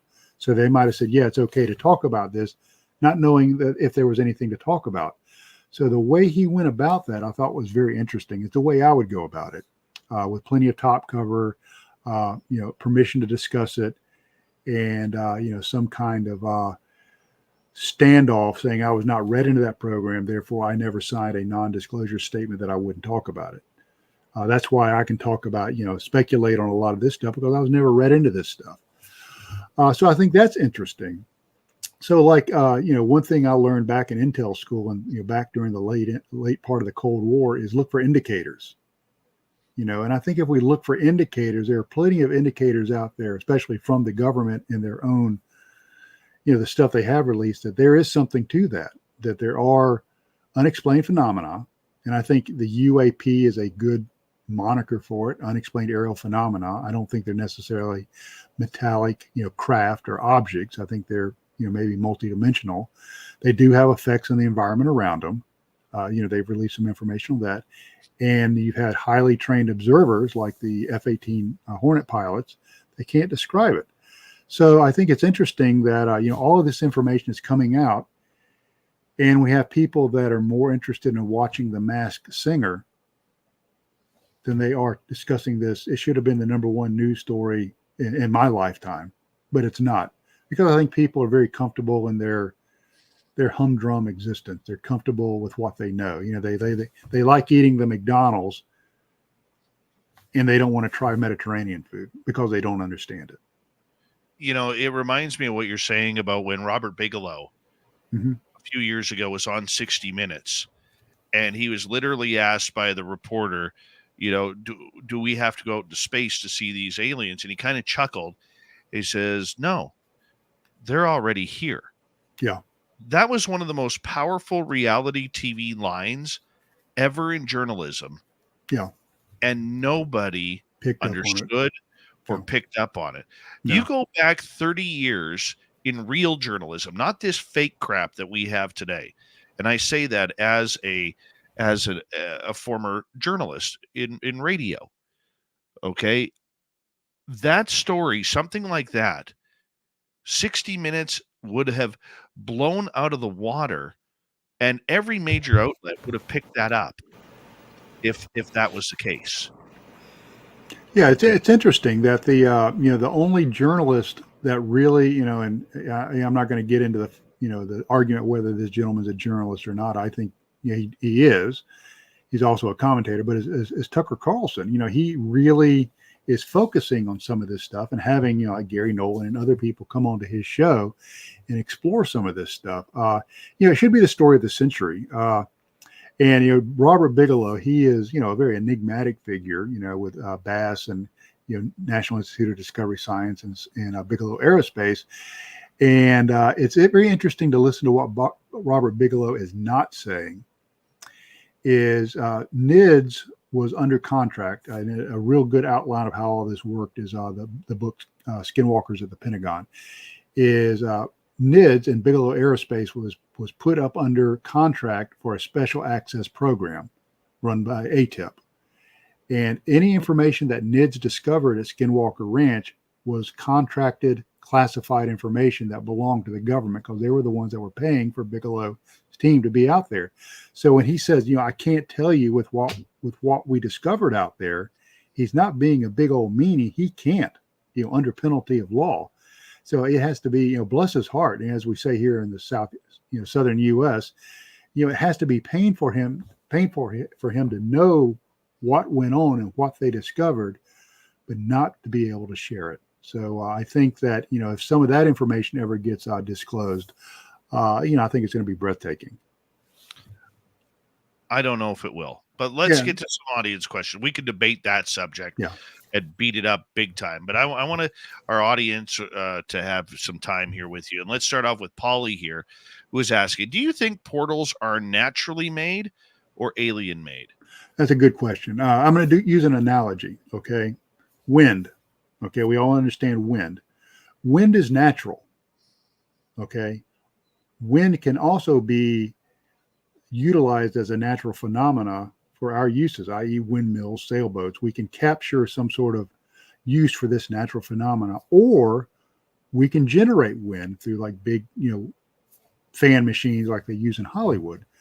So I think these portals, these areas of, thinning of the veil, either they're a natural phenomena that, these entities just happen to use, or it's a natural phenomena that they're exploiting, kind of like an area that's very windy, like you do with a windmill, or maybe that they generate this phenomena through artificial means. Now, the cool thing is if they do that, is indicators will be there. You'll probably see some bleed over of some sort of energy, i.e. radiation or something, electromagnetism or something else, as they're generating, these windows or these portals, and I talked about, gravity waves and plasma energy, as a theory on how these things are created. So, maybe all of them, maybe it's natural, maybe it's a natural phenomenon that's exploited, and maybe these other intelligences have figured out how to use technology to create them at will.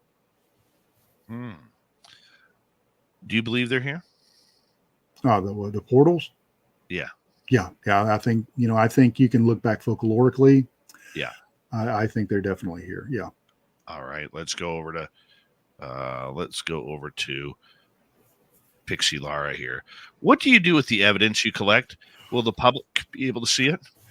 That's really a cool question. I have been holding out for a chance to make this known to a large audience in the most effective way possible. And I cannot go into anything right now, but some of this may very well be coming out in the near future, or portions of it. And there may or may not be projects to bring it out to everybody in a broader audience. So yes. I mean, if everything goes the way I'm hoping it goes, yes, some of it will be available to a very, very large audience. All right, let's move on. Let's go to Polly again. How do you deal with PTSD during your research? That's a good thing. One thing that we do is we have a very tight team. We talk a lot, and we have a psychologist on staff. We have an actual psychotherapist, that can help us with any thing that becomes very uncomfortable. But a lot of us are very experienced in this kind of stuff. We've experienced enough of it, throughout our lives that, I'm not going to say it's normal. That's probably much too tame of a word, but it's expected, and we can kind of deal with it like that. But being able to talk to people that you trust and people that share a similar experience or a similar worldview really, really helps. And that's why anybody that goes through something that generates PTSD, talking it out with somebody that has a like understanding or a like experience really helps. Let's go over to Polly again. Is the government involved in the Bigfoot issue as well as in the alien phenomena? Are they hiding information? Do you think I could tell you if I knew? No, I'm kidding. I don't know. I would imagine that there probably are, plenty of military units that have encountered, Bigfoot or Sasquatch. I've heard rumors that there are formal reports. I've heard this from like special operators and stuff like that, that they have encountered these things, and there are formal reports.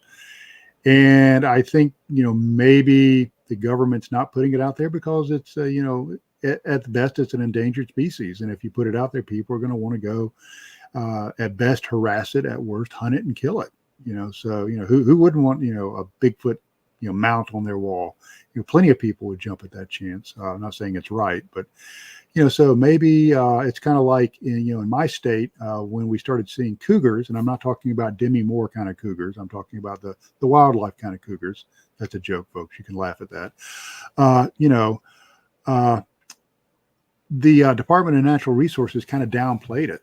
Oh no, there are no cougars, in the state of Alabama. No, everybody's imagining this. But when people start coming up with game cams and ring camera footage of these giant 6 foot long felines, they finally had to say, okay, we've known they've been here for a while, but they wanted to keep it on the down low so the animals wouldn't be harassed. So I would not be surprised if the government does know, and I'm talking about government everywhere from municipal, local, state, federal, knows about Sasquatch, are keeping it on the down low to try to protect the animal and the species.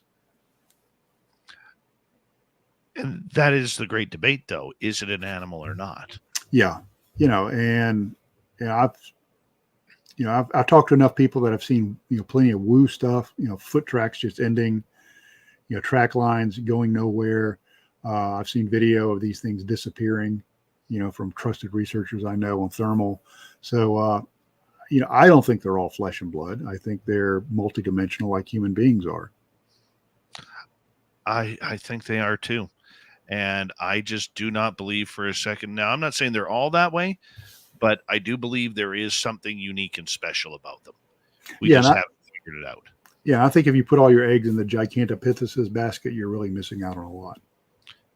100%. 100%. I love that debate with people. It's one of my favorite debates of all time in this field is that story. All right, let's go to Simon here. Trey, do you ever wish you didn't know what you know? Oh, I'm kind of like Schultz on Hogan's Heroes. I know nothing. I know nothing. No, I enjoy this stuff. I like a mystery. I like solving problems. Like I said, I'll be 60 years old, here in a few months. And I'm not the guy that sits at home watching TV. I'm not the guy that hangs out at the local, greasy spoon diner every morning while all the other old farts. I want to be using my mind. I want to be questioning things. I want to be pushing the narrative and shaking things up, because that's how we learn. And quite frankly, in my opinion, that's how we live as human beings, by always asking questions, always communicating, and always pushing ourselves in our understanding of the world around us. All right. Next question comes from Necessary Dialogue. What's the difference between disclosure and transparency, in your opinion? Transparency is when it's all out there at once. That's transparency. You see everything, you have total transparency on everything we know. Disclosure is letting out bits of information for particular reasons, information that would not do damage to national security or other things. So disclosure is disclosing in a slow, metered way, and transparency is opening up the barn door all at once. And I don't think we'll ever see transparency. We may see disclosure of certain things, but probably never total transparency. Oh, I agree with you there. I totally agree. We got 5 minutes to go here before we have to say good night to Trey and get ready for hour 3. All right, let's go over to Paulie again. What is your most compelling evidence of Bigfoot? Probably is anecdotal. We've had sightings, sightings at our camp. We had one individual that saw one watching our camp late at night, which 100% matched folklore of the area. There was something unique about the Bigfoot in this particular area. We've heard the samurai chatter. We've heard that ourselves. Wood knocks. And one really cool thing we have on thermal, and this kind of goes back to the multidimensional Bigfoot thing, is it was a large hulking figure, and there's a picture of it in my book. and it was colder than its surroundings. And which is interesting because my team went out to another site. I was not able to go with them, and they captured another hominid that was colder than its surroundings or very close to the ambient air temperature. So it's like these things can somehow change their temperature enough to where either they blend in with the surrounding around them or they're colder, which, totally goes against, looking at any, FLIR footage you've seen of primates like orangutans or something like that. So that, to me, that's probably the most compelling stuff that we've actually captured or seen. Wow. That's pretty awesome. That's pretty awesome. Okay. Let's go to our final question from our audience tonight from Shelley. And I like this question. I saved this one for last specifically. Who do we trust? You trust your friends. You trust your family. If you have a belief system, you trust in God or whatever you believe in. But most of all, you trust yourself and your intuition. Your BS meter is pretty well attuned. And don't let people lead you astray. There's a lot of misinformation out there right now, tons of it. Trust your intuition and find a cadre of people that you really believe have all of, as we used to say in the military, have all their shit in one sock, all of their poop together, and bounce stuff off of them and trust what they say and make your own decisions. Don't let anybody ever lead you into a decision you don't want to make or it's not your own. What's next for you, Trey? What's next is, like I said, I'm working on my second book. I've got about 10 chapters written. My publisher's beat me about the head and neck on that. I've got some, like I kind of alluded to, some other projects that will hopefully be bringing this out to a much larger audience. I'm working with some folks to maybe explore other high strangeness sites and be able to present it to a large audience. So I've got a lot of irons in the fire right now. And of course, we're still researching the Meadow. We're going out first part of next month of August. And, we'll just continue researching and trying to make it happen as long as we're allowed to. I love it. And once again, I mean it. I think that you are one of the best out there. Your team is one of the best. And one of these years, man, I got to come down there and investigate with you or have you come up to my area and just absolutely go kick it in the forest for a little while, because just by handshake reasons, we deserve it. Yeah. We deserve it. Doggone it. Yeah. Why not? Maybe we'll bring some UFOs with us as well. Trey, when your next book comes out, please let us know. No, I will. So that way we can have you back on the show and everything, because I love being able to have these opportunities to chat with you about the high strangeness out there. Sure. Happy to be here. Let everybody know where they can find your books. Yeah, probably the best way is to go to my website, which is www.treyhudsonresearch.com. There's a link there to the book. I've got some kind of goofy pictures of me throughout the years doing interesting things, and a bio and some other stuff. So and there's a link on that. You can click on that. It'll take you straight to Amazon to order the book.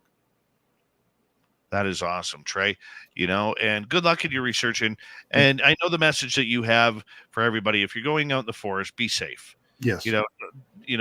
Find out what the predators are, find out what the animals are, and just be safe out there before you decide, hey, I'm going to go look for Bigfoot or Dogman. It's not just about that. There's many more of the creatures in the forest, and the creatures are willing to come say hello to you, even if you don't want them to. Coming up next on Spaced Out Radio in hour number 3, we are going to get to some weird photos of a triangle in the sky, but it's not a black triangle. It's cut into the clouds. Yeah, the amazing Kira on our SOR team caught these photos in Oregon earlier this evening. Jackie Harmon will have the Crypted report where we get into that. Steve Stockton will kick off hour 3. My name is Dave Scott. We'll be right back right after this, everybody. You're listening to Spaced Out Radio with your host, Dave Scott.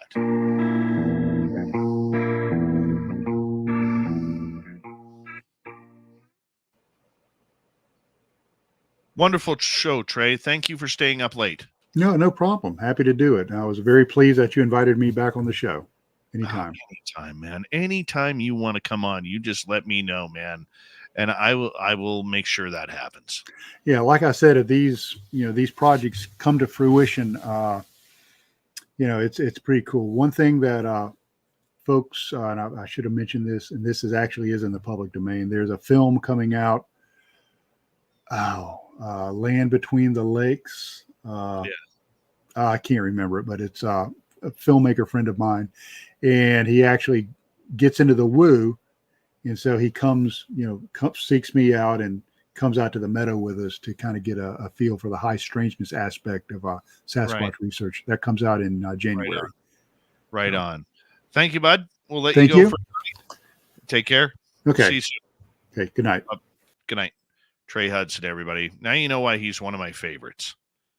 Guy's amazing. So brilliant. I'll be right back, everybody. Hey, Jax, you got to turn your camera on.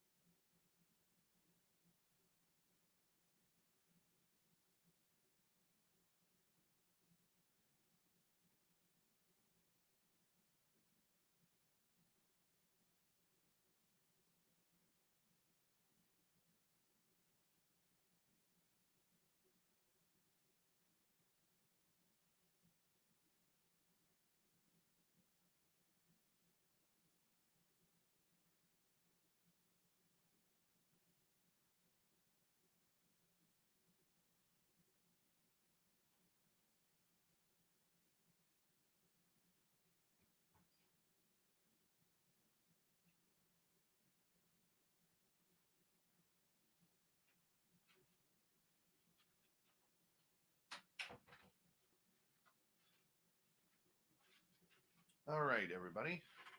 I am back. Jack's hair looks good tonight.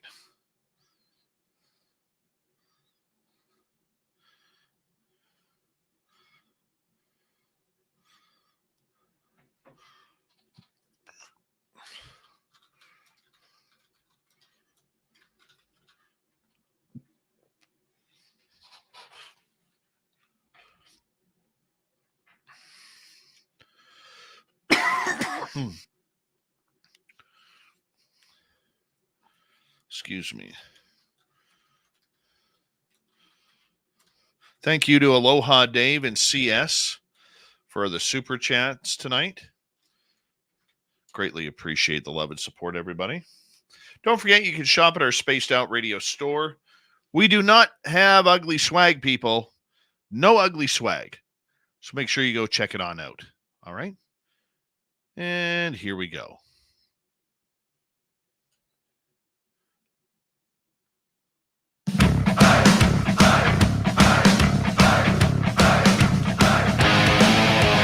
All right, here comes the third and final hour of Spaced Out Radio tonight. Good to have you with us. My name is Dave Scott. We always appreciate you tuning us on in, wherever you are on this beautiful planet we call Earth. We got Steve Stockton from Tales Untold coming up here momentarily, but first, I want to say hello to everyone listening in on our terrestrial affiliates around North America, digitally on every major podcast network. Our website, spacedoutradio.com. We have a plethora of features for you. Rock out to Bumblefoot, read the news wire, check out our swag as well. Follow us on X at Spaced Out Radio, Instagram at Spaced Out Radio Show, and on Patreon in the Space Travelers Club. Speaking of the Space Travelers Club, the Desert Clam has the password for tonight. Pointy Sticks. Pointy Sticks is your password. Use it wisely, Space Travelers, as the Clam sets a password each and every night right here on Spaced Out Radio. All right, let's get to Steve Stockton.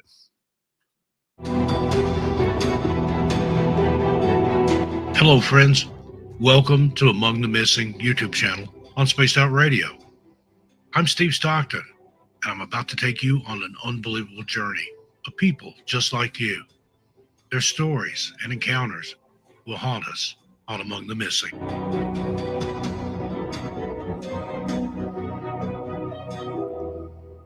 Nestled in the historic streets of Old Town, San Diego, California, stands a great brick mansion with a haunting past, the infamous Whaley House. Constructed in 1857 by Thomas Whaley, a wealthy entrepreneur and influential political figure, the house has borne witness to a multitude of tragedy and misfortune, solidifying its reputation as one of the most haunted locations in all of America. The eerie whispers of its history still linger within its walls, beckoning curious visitors to step inside and discover the secrets it holds. Before the Whaley family even moved in, the land on which the house stands was shrouded in dark history. It had once been a place of public execution, with a gallows looming ominously over the property. The spirits of those who met their end at the end of a rope are said to still linger within the walls of the house. Perhaps the most well-known and feared is that of Yankee Jim Robinson, a notorious thief who met his fate at this very spot in 1852. Visitors and staff alike have reported ghostly sightings of Robinson's figure haunting the halls, his eyes glowing with an otherworldly light. Some even claim to have felt his icy grip on their arms or shoulders, as if he were trying to drag them into the afterlife with him. It's no wonder that many believe this house to be one of the most haunted in all of America. As the Whaley family settled into their new home, tragedy struck soon after.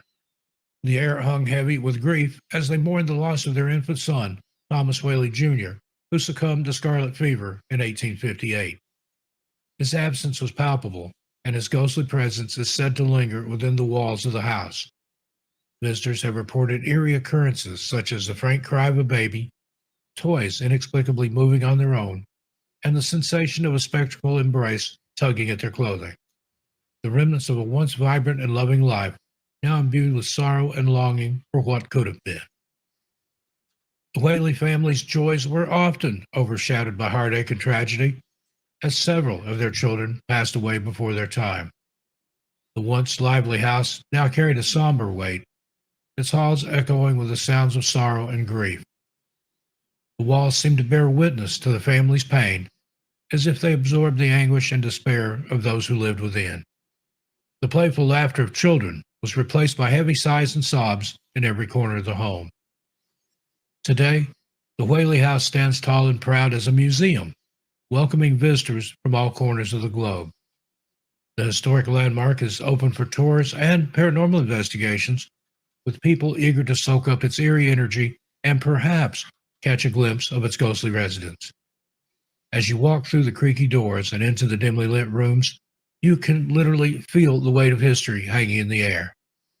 Every step you take on the original wooden floors echoes through the halls, as if the past is still alive within this home.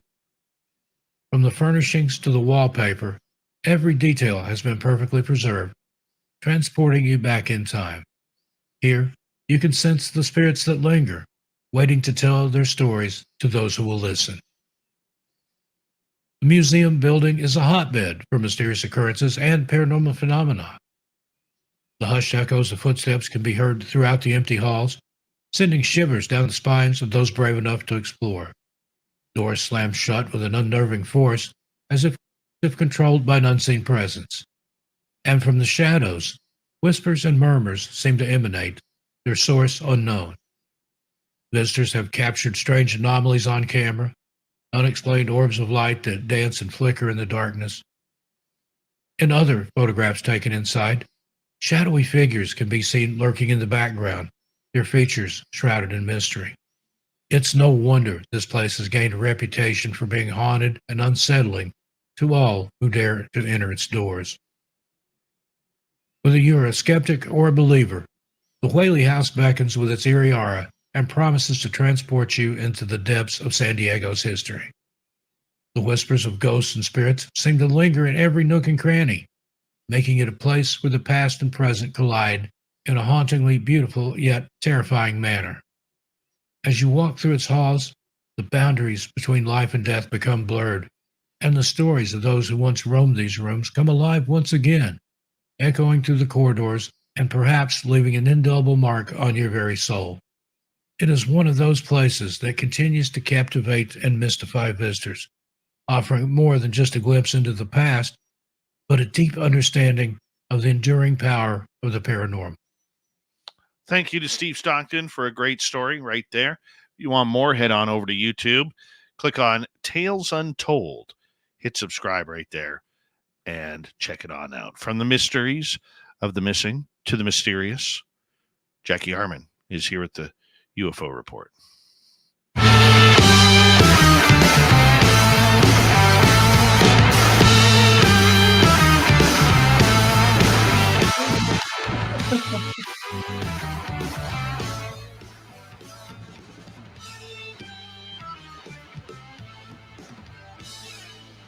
I messed up right off the bat. You're here for the Crypted Report, not the UFO Report. Yeah. All good. All good. I am hyped up on caffeine tonight. Me? Well, when aren't you? When aren't you? That's what I would like to know. It looks like someone's been rubbing their fingers all through your hair. Yeah, I got good hair tonight. I do have good. Great hair. Like, woo. Hi, guys. Hi, everybody. Yeah. All right. How's everybody doing tonight? Everybody is great. Everybody is great. Radioland is great. They're screaming from rooftops saying, "Bring us more woo, Dave. Bring us more woo." Right. Well, let's get started tonight. I actually went on an adventure into the internet today, trying to search for like this really amazing story for you guys. And the funniest thing was I ended up deciding to talk about this report from these employees that work at the Red Rock Amphitheater in Colorado. And smack at the end of all of this, trying to get all this information together, we got the most amazing pictures from our very own Kira. where she was out tonight, like literally driving around and she sees some beautiful cloud. And then I guess when she's at home, she saw like a triangle cloud in the sky and it lasted about 5 minutes and they were absolutely amazing. Do you happen to have those Well, pictures? I'm going to bring them up for our YouTube and Twitch audience. Our radio audience, we're going to have to make sure that we describe it very, very well, because I've never seen anything like this. Okay. I really Yeah. have. So what we're looking at for our radio audience, and this is from Kira. She's part of our spaced out radio team. She lives in Oregon. And she was taking these photos of the clouds because they look kind of cool. Mm-hmm. But there was this giant black triangle that was cut into the clouds.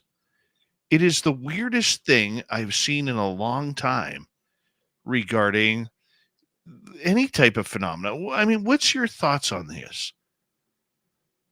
I think it's absolutely amazing. I thought that was an amazing catch. When I saw it, I mean, you can clearly see, like even with the clouds around it, that it's like an exact triangle. It's absolutely amazing. And she was making a comment about her feet were all abuzz, and she was taking pictures of the clouds. And at first, I think she thought she saw like a butterfly in the sky, and then later on, she's looking out off her patio and sees this amazing triangle. And I've never seen anything like that before. That's a first for me, but that is really cool. But I thought it was so interesting that all day long, I'm looking up information, trying to find stuff about, new UFO pictures or information, because that's such a buzz right now. And boom, at the end of the day, here's Kara with this amazing footage and experience. The thing that totally trips me out about it, and if you are listening in Radio Land, you could go to this section on our YouTube channel and check it on out, and it's completely free. So make sure you just timestamp it in hour 3, about 15 minutes in. This is something I cannot explain, because you could see the clouds inside the triangle. You could see the triangle through the clouds. It's I guess the proper term would be it's almost like it's translucent, that this Exactly. giant shaped triangle is sitting there in the sky. Like, you just cannot draw this. And if No. you look at the bottom left corner, you can actually see the clouds in front of the darkness of the triangle. This completely trips me out. That thing is absolutely huge. It's huge. I don't even know It how to is. put a measurement on it, but it is massive. That thing is huge. You can tell. It is one huge triangle. And the strangest thing was, and I'm trying to remember the name of it, but I've seen lately that these buildings are showing up around different places. And I know they just found one out right outside of Las Vegas where it's like a Yes. mirrored building. Yeah, what do they call those things? Like it's like I'm a drawing. prism or something. Yeah, the monoliths. That's what it is. The Yeah, monolith. yeah. And that's what this kind of reminds me of.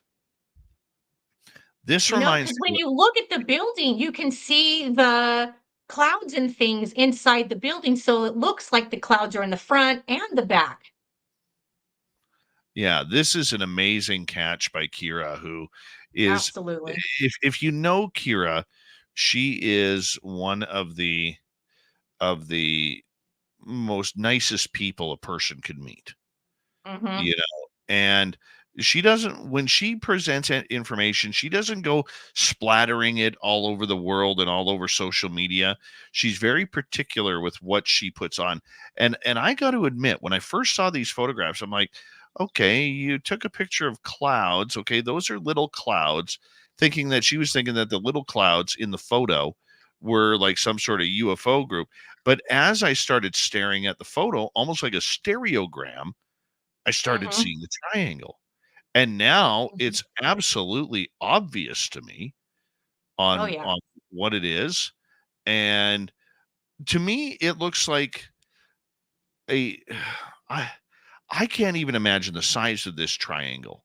But I don't know if this is natural light phenomenon. I don't know if this is something more mysterious. What do I want to believe? I want to believe that this is a cloaked triangle craft. I really Mm-hmm. do. Because a number of years ago, going on 10 years ago in 2015, I actually saw a giant black triangle with a friend of mine. And this thing was so massive, it looked like you could lay it down over a city and it would black it out. Okay. And this almost reminds me of the same thing, except during sunset. Yeah, which actually may be part of the reason why we're seeing it the way we're seeing it. So, in fact, it might actually look very different if it wasn't sun going down, or if the clouds move. She said the clouds kept moving and it stayed there for 5 minutes in form before it disappeared. Well, Kira caught a couple of photos of it. And on this second photo that I've now put up on the screen, you can see the sunrise in the west or the sunset in the west. You can see Mhm. the clouds. But if you look at the top of the triangle, it's very sharp on top. Like clouds just aren't going to. I know. I realize pareidolia in clouds. Okay, people are not looking at it probably thinking, "Oh, this is just pareidolia, and this is Dave trying to work us up for a few more clicks and all that kind of crap." I've heard it all before, but that is a sharp point at the top of the Yeah. triangle, and then if you go to the west side of the triangle where the sun is setting, that's another sharp point on it. And Mhm. I am just not getting this. I'm not getting it at all. And here, one thing I love about this second photo, Jackson, I want your opinion on this. Mhm. Okay, we cannot see the other point because the clouds have dissipated in that area, and Mhm. whatever that triangle is blending in to the sky colors. Absolutely. And Kira also mentioned that she changed positions to take this second photo. So she also tried to get like a different angle of it. Or, I mean, obviously it's the same shape, but I think she's trying to figure out like, hey, if I move around, will it change? Or can I see something different? But I still very much see those sharp edges. That's Me not too. normal. No, it's not normal at all. You know, I would like to, Kira, if you can, I would love for somebody to look at this. Maybe Mark D'Antonio from MUFON or whoever, because I just don't see this being natural phenomenon. I mean, I'm not Yeah. a cloud expert. I'm not an expert in anything in the sky, and but I do not believe for a second that that is any sort of pareidolia that all of a sudden we're getting they're not right angles but sharp angles. What do they call that? Isosceles? That'd be an isosceles triangle. Oh, I'm getting now that's going to bug me. I'm going to have to look that up. Yeah, I just noticed someone in the comments here really fast. It went up so fast. I'm trying to see. The unknown said he sees two triangles, and I'm trying to look at it and see exactly what he's talking about. I definitely see the one. I'm not sure if I see two, but I want to look at these pictures myself closer. They're amazing pictures. I mean, even if it ends up absolutely if someone says like I don't think this is anything, that's still an amazing photo. I just think it's too sharp not to be something. You just don't get lines like that with sharp points. Like that's like an exact Yeah. triangle. It would be the equivalent to explain it for our radio audience. Be the equivalent of an equilateral triangle Hmm. where every side looks the same. Yeah, it does. And it almost looks like the second photo that you're showing now almost may even cut off part of it on the left. So you're getting that sharp right from the top down, and then you can see the top left going out, but it almost looks like where she took the picture, the corner might even be like out of the picture to me. But it's an Yeah. amazing catch. And when I saw it, I was mind blown. That's an amazing picture. Just like random out of the blue looking at pictures, and then here you go. Boom, there's a triangle in the sky. Yeah. That's an amazing catch. Well, totally weird. Totally Yeah. weird. And to add that to the fact that both Kira and her husband were getting weird sensations in their feet and body regarding it, I just Yeah, find that completely interesting. absolutely. You know, I I agree. totally find that completely interesting, and to me, it just doesn't make sense. It's not making sense whatsoever. I mean, could it be a natural phenomenon? We cannot rule that out. Okay, It'd be because pretty amazing if it was. it would be amazing if it was. I've never heard of that happening, but Mm-mm. it is something that I'm pretty sure we can get checked into. As we got about 2.5 minutes before we have to go to break here at the bottom of the Absolutely. hour. It's Cryptid Report. Jackie Harmon is with us tonight. Oh man, I never catch stuff like that. Never catch You that. know what I was thinking too? Don't be surprised, Kira, if you find out more people in your area saw this and also took pictures of it. I would put something out in like maybe a local, like, talk or something and ask, see if anybody else saw it. You never know. You never know. I wouldn't have seen it. I could tell you that. And I'm saying that bluntly. I'm always looking up at the sky. I don't think I would have seen it. Kira has like Yeah. an eagle eye for this kind of stuff. She really does. Me, I'm all over the place. I'm like, hey, squirrel, I'm all over the place. You know, I Which don't this know, picture goes perfect with my shirt tonight. It says, I want to leave. right? It is. Right, Uh-oh. right. But that's good. That's good. Did And in there. well, we appreciate Kira sending those photographs in. Unfortunately, Absolutely. once again, for our radio audience, you're definitely going to want to take those, go onto our YouTube channel at Spaced Out Radio, and then go to about the 15-minute mark of hour number 3 and check it on out, because that is just amazing. Absolutely amazing, that coverage there. I think it's Great catch, Kira. yeah. Yep. You could go see. I would send him to Peter Davenport. I would. I'd send him to Peter Davenport at New Fork. That's probably the best way to do them, but just weirds me out. I love stuff like that. And this is the importance. And once again, it really shows, once again, Jax, the importance of people sharing their information Mm-hmm. and moving it forward, but sharing it to the proper channels, not just throwing it on a bunch of moronic Facebook groups where everybody and their dog is going to tell you it's everything from a garden hose to a flock of seagulls flying in the sky or geese flying in a Yep. triangle formation. That's not what we're talking about there, Yeah. And no, we never ever support anything going to the government subsidized Enigma labs. Ever. Spaced Out Radio continues with Jackie Harmon right after this. We'll be right back. This is Spaced Out Radio and your host, Dave Scott.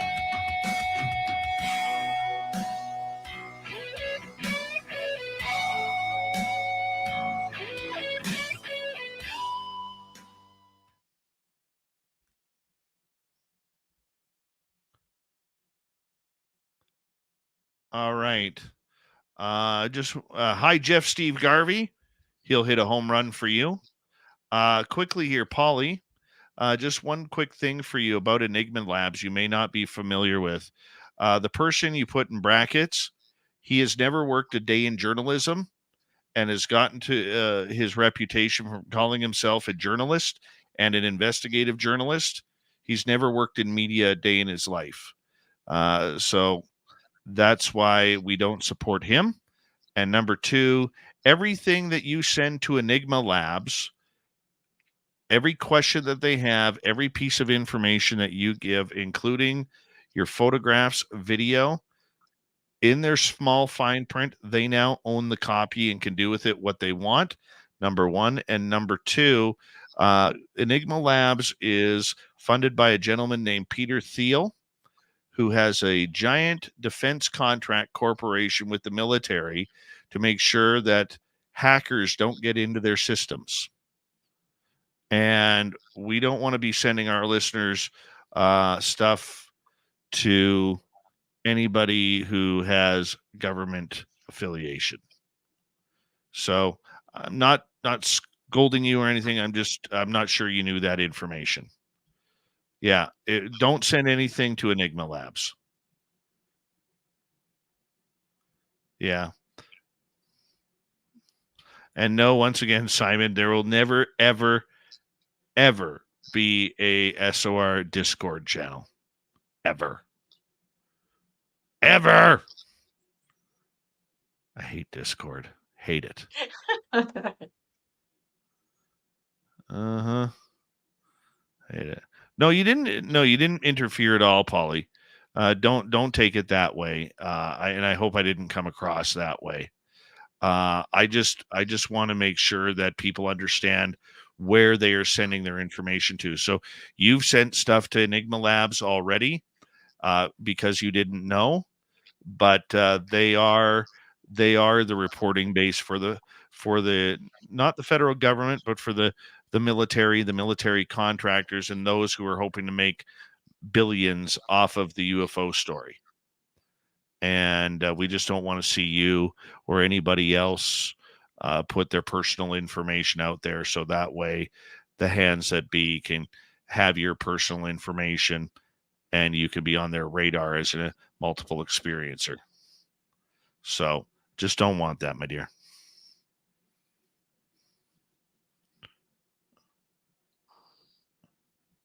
It's funny you brought him up. I was having a conversation earlier with a friend of mine about that person too.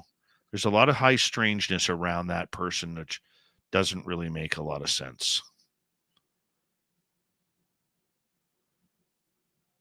Paramarv. So what you're saying, Dave, is that you're still working on getting the Discord channel up and running?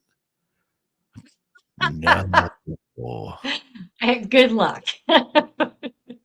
I don't like to swear on this channel, but Discord really is a piece of shit. It really is a piece of shit. And the fact that when I had Discord, the fact that the mobile app would never, ever turn off, even if you hit log out, it would never turn off.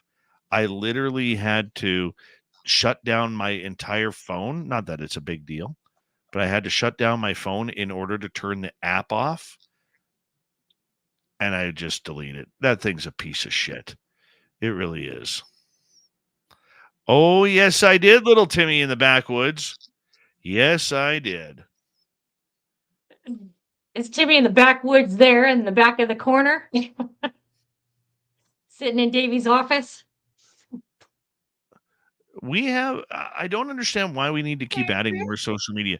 We have the Facebook page. We have the Facebook group. We have Instagram. We have YouTube. We have the Space Travelers Club. We have so many different avenues. Use one of them. We want to hear from you. We do. It's a piece of shit. Loves it. I don't know. I went for my chiropractic treatment earlier today. And well, it's less chiropractic and more healing, energy healing. And my left knee right down to my foot are killing me right now. Like I've sat on them too long and they've got that like numb feeling to it. It's like, Oh, you got to lift your legs up. I will when I get to bed here in about an hour or so. By the way, before we get going here, Discord's a piece of shit. It is. It's a piece of shit. Piece of shit. Here we go. There you go.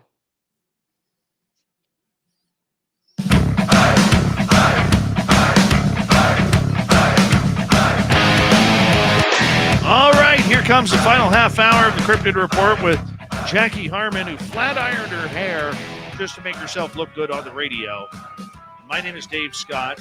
We very much appreciate you all tuning us on in and remind you that if you missed most of this show or others, you can check out our free archives by going to youtube.com/spaced out radio. Do old Davey the favor, hit that subscribe button, or listen to us on any major podcast network. You can download it for free.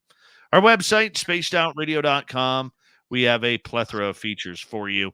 Rock out to Bumblefoot, read the news wire, check out our swag as well.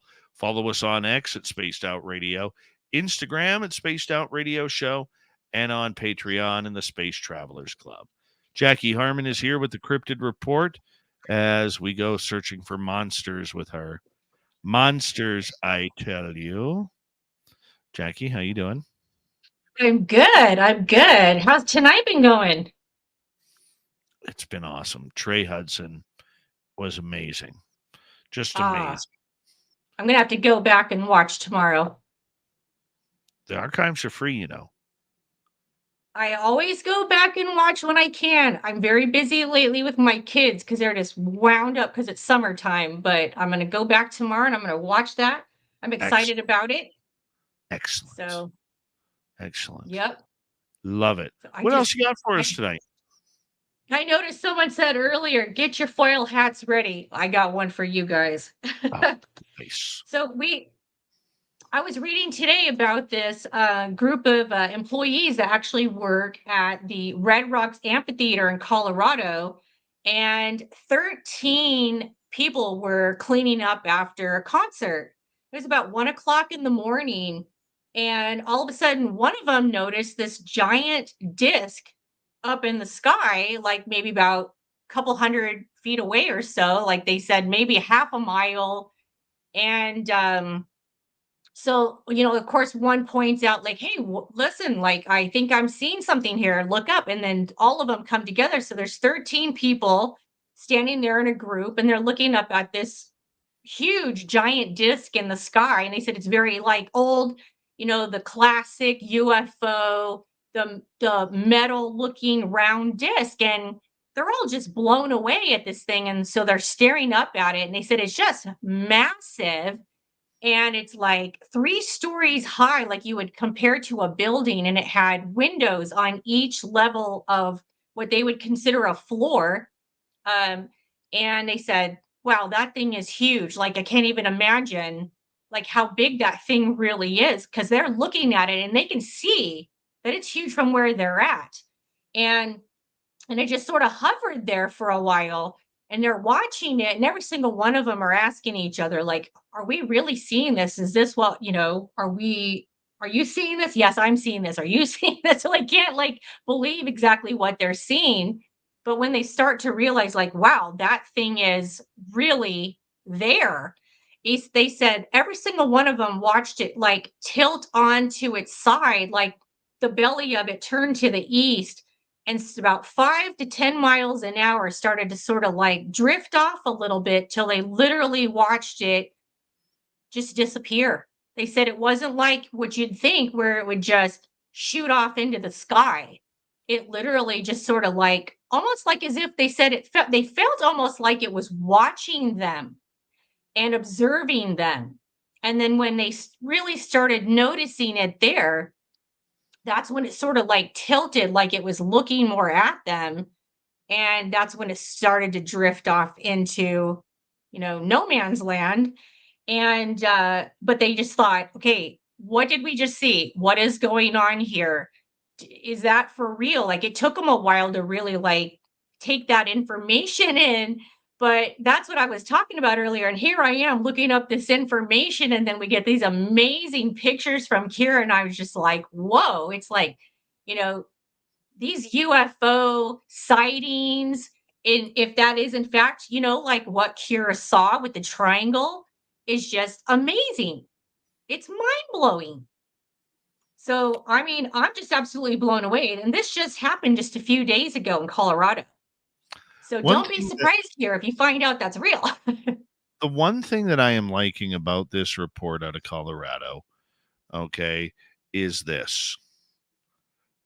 People aren't as afraid to make things happen and tell their stories now. If this Mhm. was 3 years ago, 5 years ago, 10 years ago, Yep. we would Yep. not be having these reports. People would be too embarrassed to talk about Absolutely. these reports. Yep. People would be considered wingnuts or tinfoil hat wearing conspiracy theorists, who can't Yeah, who can't tell that's a right. bird who can't tell the bird from a jet plane. These are the kind of Absolutely. insults that were thrown at people. And today, Jack, we seem to be getting more Mhm. comfortable as people are talking about this, especially when Yep. you have multiple witnesses like at this event place. Yep. Yeah, absolutely. And they actually submitted that to the National UFO Recording Center. So, every single one of them, 13 of these people told the exact same story, and, basically had identical feelings and emotions about it. And it was just like, this happened. This is what we saw. And it just happened to be like everybody who was there for this concert was basically gone, and they were just there kind of on their own. And who knows, like what would have happened if there were different people. Maybe people would be so into the concert they wouldn't have even noticed it. So it was really cool. When I read it, I thought, I love that more people are finally coming out, just like you said. It makes me really happy that people are getting comfortable. A number of years ago, we had Canadian folk artist, guy named Ashley McIsaac. You can look him up. The guy is amazing when it comes to playing the fiddle. He's one of the best, considered one of the best fiddlers in the world. And his sister was actually watching one of his concerts and caught a UFO above the stage, way up in the sky, but above the stage. And that really tripped him out when he saw the picture. Like, here he is performing Celtic music, and here's this UFO flying by right at the same time. I mean, it's pretty incredible things that Amazing. happen, especially at concert events. I mean, I don't know. Yeah. Is there an attraction there? I don't know. I definitely think certain areas, and I have heard this.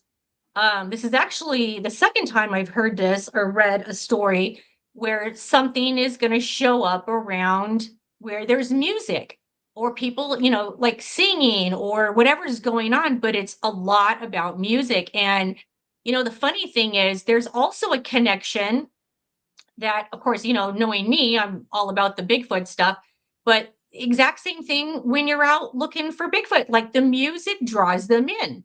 So it makes me wonder if that's just they're fascinated by it. They're enjoying it. I mean, who knows? I mean, they obviously came. They were who knows how long they were sitting there before they got noticed. I agree. I Yep. absolutely agree. And you have to wonder, and here's what makes me think about this. You have to wonder whether or not the energy that people have from a Mhm. concert, Oh yeah. we know that energy is being projected out into the atmosphere and the stratosphere. Mhm. And it makes me wonder if these UFOs are actually picking up on that. That's a Oh yeah. lot of, you go to a concert, Mhm. that's a lot of positive energy, man. It is. From youth right up to seniors. Mhm. And Mhm. I think it's great. I mean, you imagine, I'm curious now, and I'll just throw this out there. I mean, you look at Taylor Swift doing her World Stadium tour. They're all outside. Mm-hmm. They all have like between 70 and 90,000 people attending. What a Yep. payday that is, by the way. Imagine that. and you're all welcome to Spaced Out Radio. Exactly. I wonder if I'm just throwing this out there to be, some people call it unprofessional, right? But I'm just wondering, have there been UFO sightings over Taylor Swift concerts? She's the biggest thing going in the world right now. Oh, right? Maybe. You never know. But I 100% agree with you. The energy, especially for that many people at a concert, and all the energy is just through the roof, like, I mean, they're bouncing off the walls with energy, and it's happy energy. And, I think that's just massive. And yeah, maybe they're feeling that. Maybe they're connecting with that energy. And that's why they come down and get so close. I mean, who knows? It's an amazing thing to think about. If that's true, then that's pretty cool. That's It's really totally cool. pretty cool. It's Mhm. totally. I want to see it happen. I want to know. Have you been to a concert out there, an outdoor concert, and seen a UFO? Or maybe, just maybe, you've had a paranormal event. That's the book I want to see out there. And There I you know go. it's out there because I know Ron Bumblefoot Thal, who does our music. He had a situation Mhm. at a amphitheater in the Czech Republic that Oh, was from the 15th or 16th century. And he has never had his guitar go out of tune on stage because of the type of guitar he uses. And his top string throughout the show continued to go out of tune during the show. oh Then wow. when a little bit later on, when he was performing his guitar solo, he's never fallen on stage before, and he got shoved. He said on this show that it literally felt like somebody rushed up and body checked him, and he fell down on stage while playing his guitar solo. And the Wow. keyboardist for Sons of Apollo, Derek Sherinian, actually had, as the sun went down, he put his sunglasses on top of his head, and he said he felt his head get whacked, and his sunglasses fell off his head and into a crack in the stage where he could no longer get them. Wow. That's Yeah. crazy. Yeah, there are so many paranormal stories out there from musicians and Oh, actors, yeah. from working haunted amphitheaters to Mhm. everything in between. It's Well, actually quite yeah. crazy. Well, when you seriously think about it, I mean, we're all energy. We share energy. There's energy all around us. And when you imagine that much energy in one location, what that can draw in, if that place is in fact haunted, of course it's going to draw in that type of energy, and it's probably going to be stronger because it feeds off of our energy. So I can only imagine the spirit of whatever, amphitheater or whatever location is probably filled with all of that energy more than normal. And it's probably stronger than, it can normally come out and do something. So, yeah, I mean, who knows?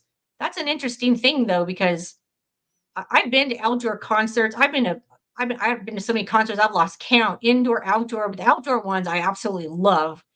And that place is always just pumping, like all the people, and we're all just the adrenaline of having fun and the music, and you can feel it in your soul, and just like the bass, and I'm just all of it has just got everybody going and having a good time. And so yeah, I mean, I can only imagine that those spirits there are just like filled with all that energy to come out. I'm not surprised to I, hear that at all. I'm not surprised to hear it either, Mhm. because it is something that I just wish more of them would tell their stories. Because, like I said, I believe there is a book there. I believe there's an incredible book there of encounters, and not ones that we've heard. I don't get, we Yeah. all heard the story of the crossroads, okay, and things like that. We've heard that. I want news stories. I want to know, if James Hetfield from Metallica has had any, or Snoop Dogg while he's been on stage somewhere or on the road, or you get these not the bigger bands, but the second or third tier bands that we all still know and love that are Yep. Yep. on the bus touring. And what Oh, are you they? know they have. They have. Oh, you know they have. Well, think about how they travel everywhere. They stay in hotels everywhere. I mean, you hear stories, and I've heard stories. I live down in Southern California, so I hear things through other people. And over the years of all the locations they go to and all the places that they play at, places that they stay or visit, that at some point they're going to have some type of activity somewhere. They have to. Like, that's just years and years and years of traveling. Of course, at some point they're going to have an activity, paranormal activity, experience somewhere. I know there used to be a show about famous people, and I can't remember the name of it, but maybe My Haunted Story or something. But I remember that people would go on and tell their paranormal stories. And I used to say the same thing. Oh, we need more of that. I love those stories. They fascinate me. Me too. Me too. And I'd love to see it. I mean, Ozzy Osbourne's talked about his, you Mhm. know, Yep. I think the late Toby Keith talked about some of his encounters. Everybody's had them. Oh, yeah. Everybody's had them. I mean, could you imagine Mhm. how haunted the Grand Ole Opry is? Oh, wow. That would be Right. see, that to me would be a dream everybody talks about Waverly Hills garbage, okay? All right. I would love somebody to investigate the Grand Ole Opry. Like, total That would change be of amazing. subject, but similar, okay? Mhm. In Montreal, there hasn't been a Canadian team that's won the Stanley Cup in 31 years. Okay. Literally, or 30 years, pardon me. Literally since Gary Bettman took over as commissioner. The last year that the Canadian team won the Stanley Cup was the Montreal Canadiens. And up until that point, they had won a Stanley Cup every decade. Then they moved Wow. from the Montreal Forum to the Bell Center, and a Canadian Mm. team has not won since. So they actually believe there's a curse, a Montreal Canadiens curse, because the players and the ghosts of the Wow. Habs players in the past are still in the old arena. And they've actually had paranormal teams go in there to try and capture the ghosts, lack of a better term, and Mhm. bring them into the Bell Center, saying this is where your team is. But it doesn't work that way. Mhm. It doesn't work. You have to ask them. You Yeah. can't just, try and grab them Yeah. like you're a, on, a Ghostbuster from the movie, but Yeah. No, I totally understand what you're saying too. And a lot of people don't know this about me, but my parents are from the South and they actually moved back there years ago to retire. And I ended up moving back there and lived there for 4 years. And when you grow up with parents from the South, they very much believe in the curses and the voodoo and the superstitions. And my parents were very like New Orleans, you know what I mean? Like, so I still to this day, like, there's certain things we're not allowed to do on holidays, like, or it causes bad luck. I mean, my parents were like hardcore, like, you just don't do that, And so I totally understand what you mean by the curse and things happening, because I was raised like that. that people do those things. They cause those things to actually happen. And then it stays. Oh, I agree with you. And here's the Uh-huh. interesting part. There's a famous saying, if you're a hockey fan, you know this. Okay, in the Montreal Canadiens dressing room, they have a sentence from the famous poem "In Flanders Fields" by John McCrae. I don't know if you ever hear that poem on Veterans Day. We do every year up here on Remembrance Day. It says, "To you from failing hands, we throw the torch, be yours to hold it high." And that hasn't happened in 30 years in Canada. Wow. Yeah. Yeah. It's That's weird. very interesting. It's weird because Yeah. nobody's picked up the torch since 1993. That's crazy. I wonder if they ever consider like trying to have that curse or what they think is cursed removed. It would be something to look at. Maybe towards hockey season next year, we'll gather a bunch of intuitives to see if there is actually There you anything go. to the Montreal Canadiens curse. We'll see if I that would try it. happens. I mean, you Because can't go wrong. Lord knows they're still another 5 seasons plus away from actually even making the playoffs. Sorry, Habs fans, but it's true. Okay. But maybe lifting the curse will help a Canadian team, the Edmonton Oilers, win the Stanley Cup next year. You never know. You never know. I hope so. Me too. Or my theory is when Gary Bettman finally retires as commissioner, that next season a Canadian team will win the cup. That's my thoughts. But what do you do? That'd be cool. Thank you, Jax. Welcome. As we say hello to Mr. Ron Bumblefoot Thal, rocking in the background with Little Brother is Watching. Bumblefoot is the official music of Spaced Out Radio, rocking us in and out of every single show.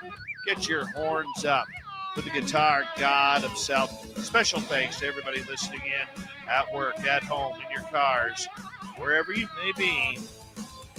Thank you to everyone in our chat rooms tonight. YouTube, Twitch, Facebook, LDEV, Spreaker, LinkedIn, Space Travelers Club, and on X at hashtag Spaced Out Radio.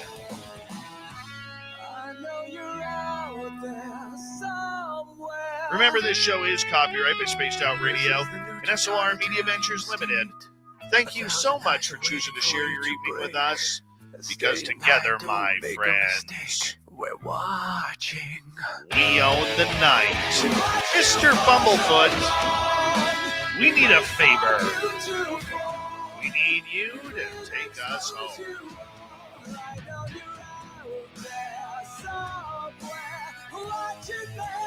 Yes, the Woo train has docked for the night, but soon, my friends, we shall ride again. Seats are always available. Your tickets never expire. If you want to bring a friend, we've got room for them too. Good night, everybody.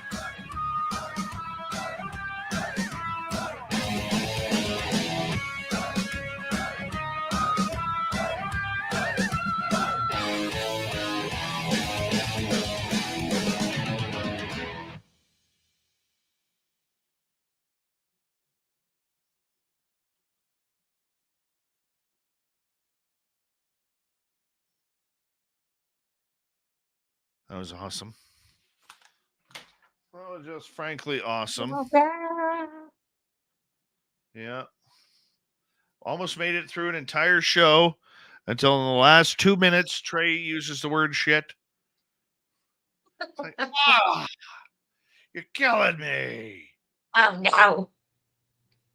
What's happening, Jackaroonie? I am hyped up on caffeine now and will probably be up till 3 a.m. Good. Good. Good. Woo! Good for you. I'm on the woo-woo. Yeah. I had to laugh tonight. I get this text message from my new boss. And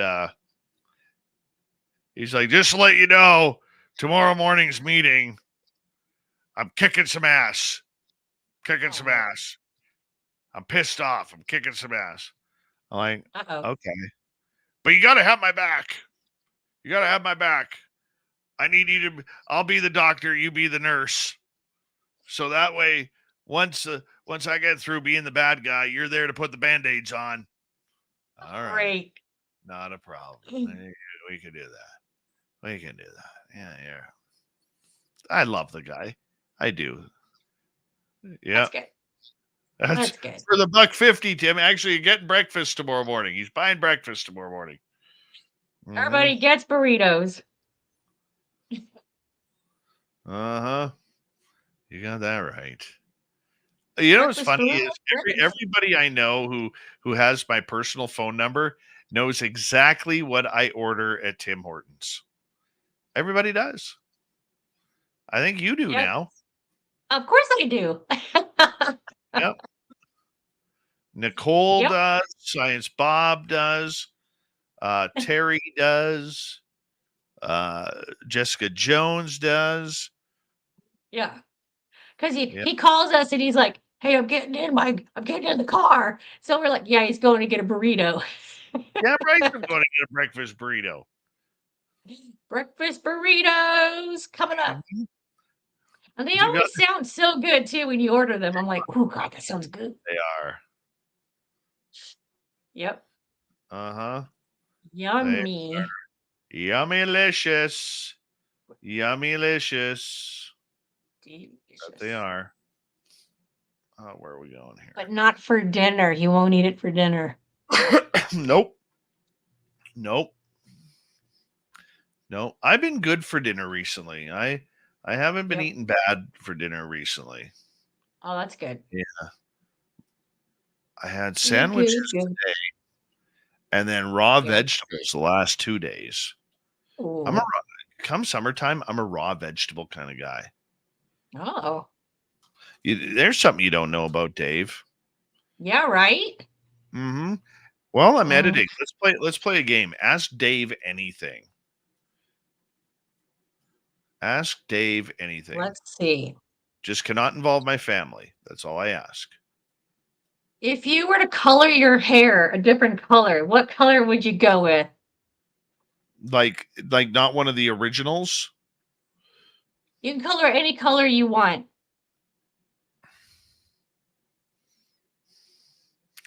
Well, if I didn't, when I had my hair long like you, I had 4 different colors in it.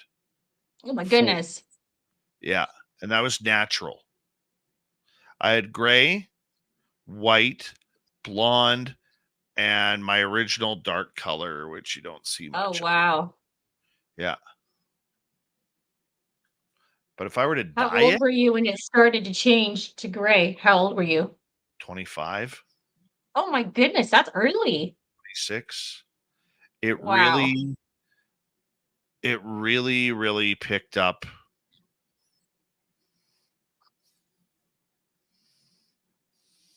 around 36, 37. Just stress. Holy moly. I still don't get gray hair. I'm one of the lucky ones. My dad didn't go gray until, oh gosh, he was like, I'm going to say in his late 50s, maybe. All right. Before I got a question for you. Okay. Since you've been to Lee Strauss's house, yes. How many extra small shirts does he have? 1. And he wears it every day.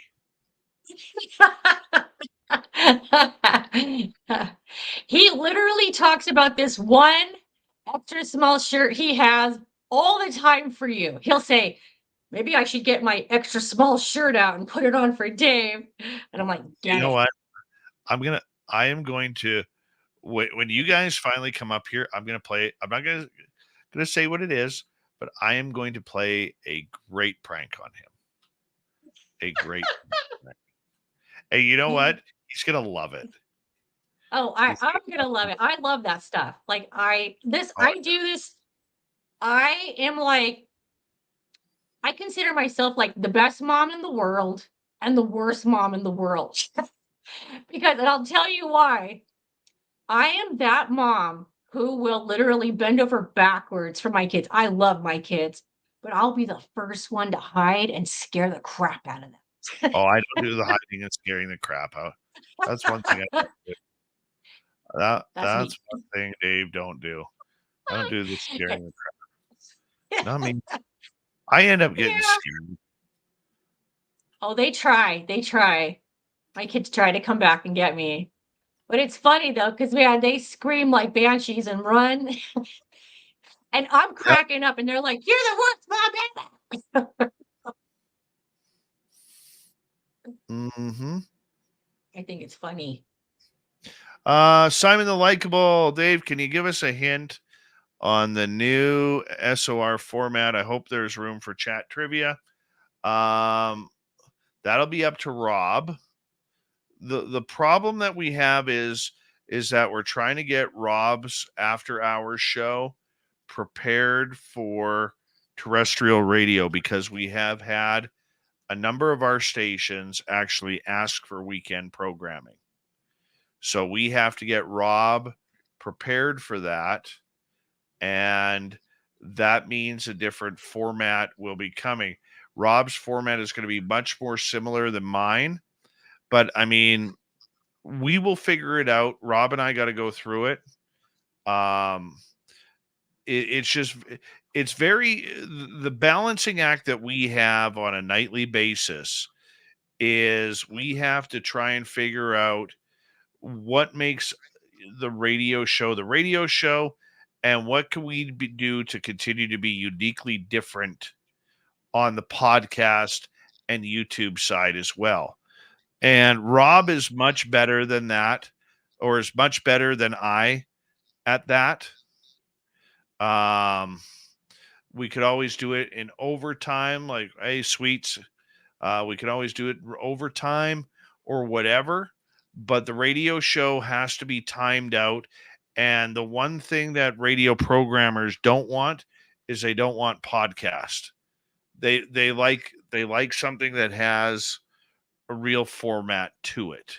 So it's not a shot at podcasting, but when you have to work within a wheel, and in radio, the wheel is the most important thing.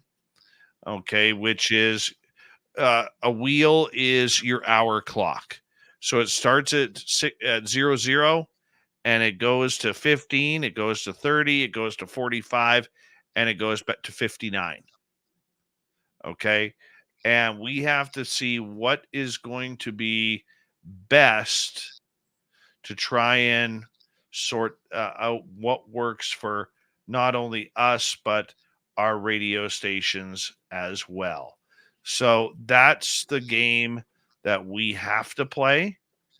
And as we are working more on creating more radio programming, that's where we don't have a choice on the direction. Because to play the game, you have to be able to try and make it. Now, a lot of people will say, well, why don't you just focus on YouTube or whatever? You look at Mr. Beast today, or the last couple of days, rolled 300 million subscribers. I would like 1% or 1% of that. 1%, that's it. Or 10%. 10%, 3 million. And so it's going to open us up to different avenues. We do, though, have a couple of products coming on board with SOR. We do. Friends of mine here, they make slate coasters. And they can make the coasters. We're going to get some SOR coasters made. They're going to look really, really good. Really, really good. And little Timmy in the backwoods, his wife is a creator of teas. So we are going to have our own teas. We're going to sit down in her little laboratory of teas, and we are going to create some special spaced out radio teas. You know what I think we should have? What's Our very own board game. Oh, yeah. That'd be fun. What was your favorite board game?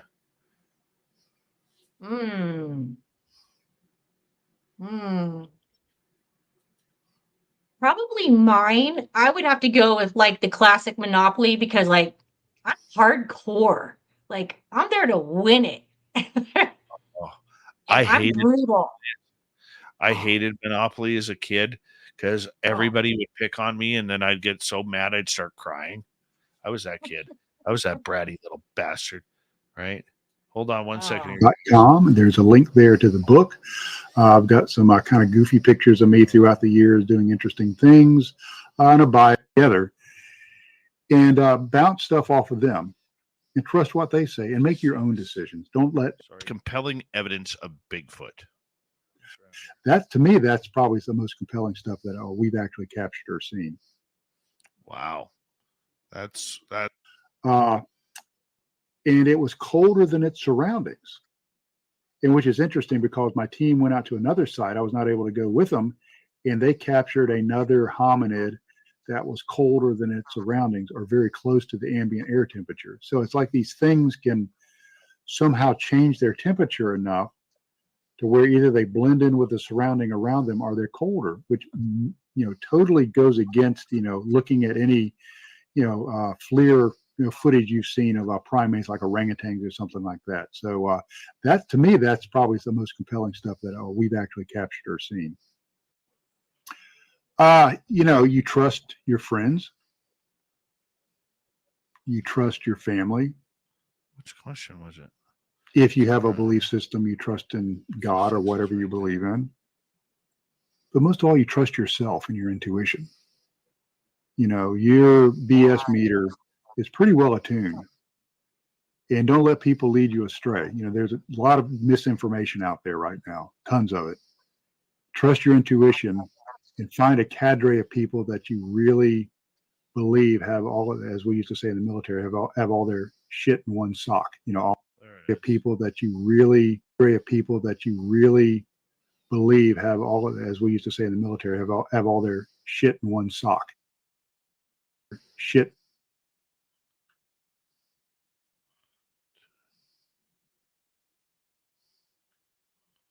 All right, save.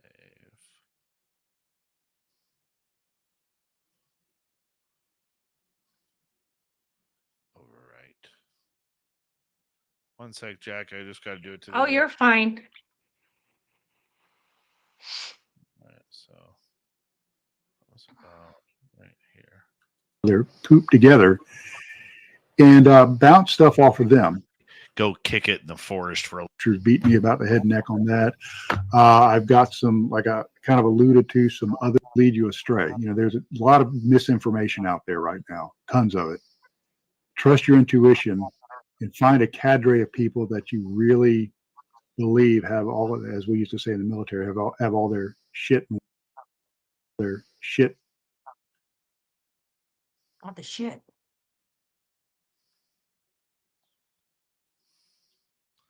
All right, there we go.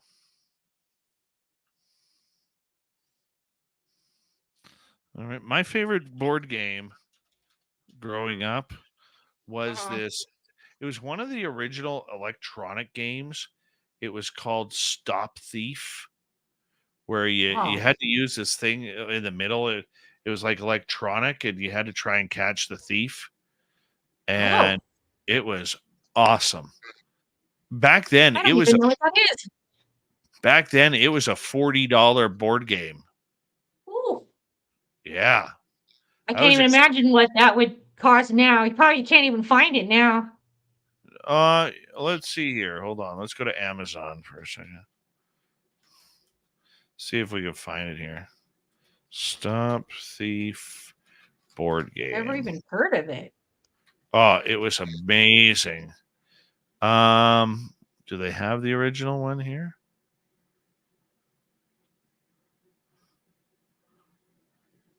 Not seeing it so far.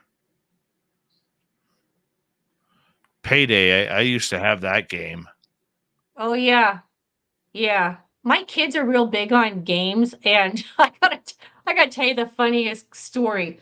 So my son's birthday was the other day, and he just turned 16. He has autism. So if you guys don't know, um, I asked him, I said, "What do you want for your birthday?" And he says, "You know that game called Guess Who?" And I said, "Okay, okay." So I order it for him, and he gets all excited when he gets here. He's like, "Oh, let's play." Well, his sister wanted to play, and all of a sudden he decides to bail, and she goes, "Well, I'm going to play anyway." And I go, "By yourself? It's a two-person game." And she goes, "Ah, it's okay. I'll play with by myself." And so I go upstairs for a little while, and I come down, and she goes, "Mom, I love this game. I played twice and I won both times." Oh my. Like, how's that even happen?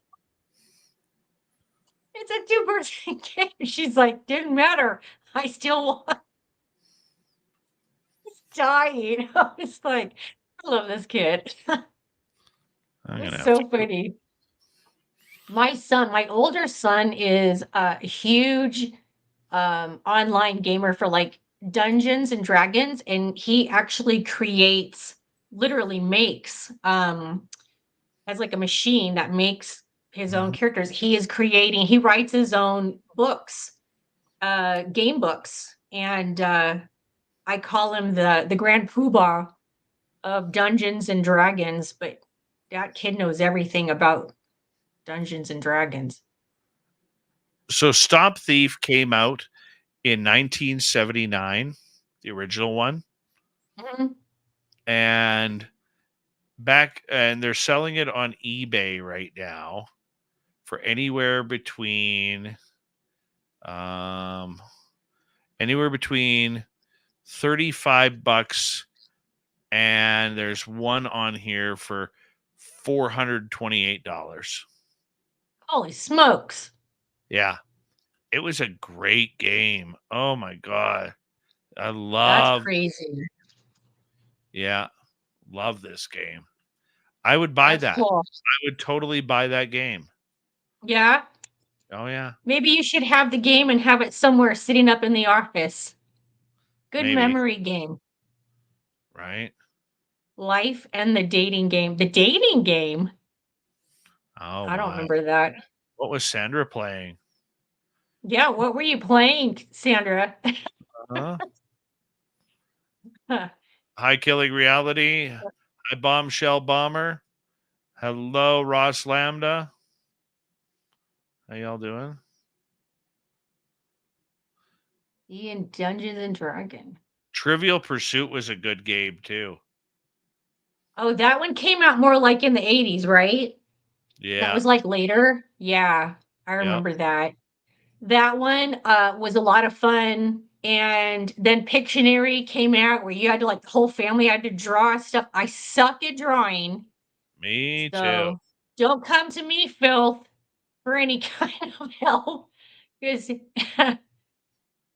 you'll be a poor man. I can't draw stickmen. I mean, it's bad. And the funniest thing is, my kids are artists, like full blown. Like my daughter actually is a professional painter, and I don't know where she got that from. Not from me. Yeah, bomber. Let's go. Come on. Yeah, I'm telling you, my kids, they would be like, "Okay, now, mom, you cannot manipulate us and be mean to steal our property." And I'm like, "Let's go." I'm all about it. Bring it on. I'll take you down. I don't care if you are 4 years old. Mom's here to win. Oh my Oh, god. PTSD? Oh no. Let me tell you something. The dating game nowadays, like when you go on like a dating site, I haven't done those in years, but let me tell you something. There's pee in the dating pool. Don't get in it. It's bad. It's bad. Oh, I'm not on those anymore, by the way. Just that's because saying. you're taken. You're taken now. I'm just putting it. I'm not on there anymore. Meat's been taken out of the market. Stop stressing, Lee. Stop stressing. He's like, wait a minute. What'd she just say? Yeah, you got to swipe left on Jax now. Her profile says taken by extra small shirt guy.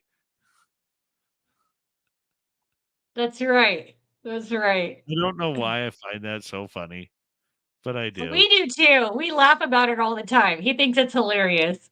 Oh, He God. tells me all the time, I love that he does that. He says it makes me feel like I'm part of the group. Oh, God. Like, of course you are. I love Lee. I do. He is awesome. Rez08, how you doing?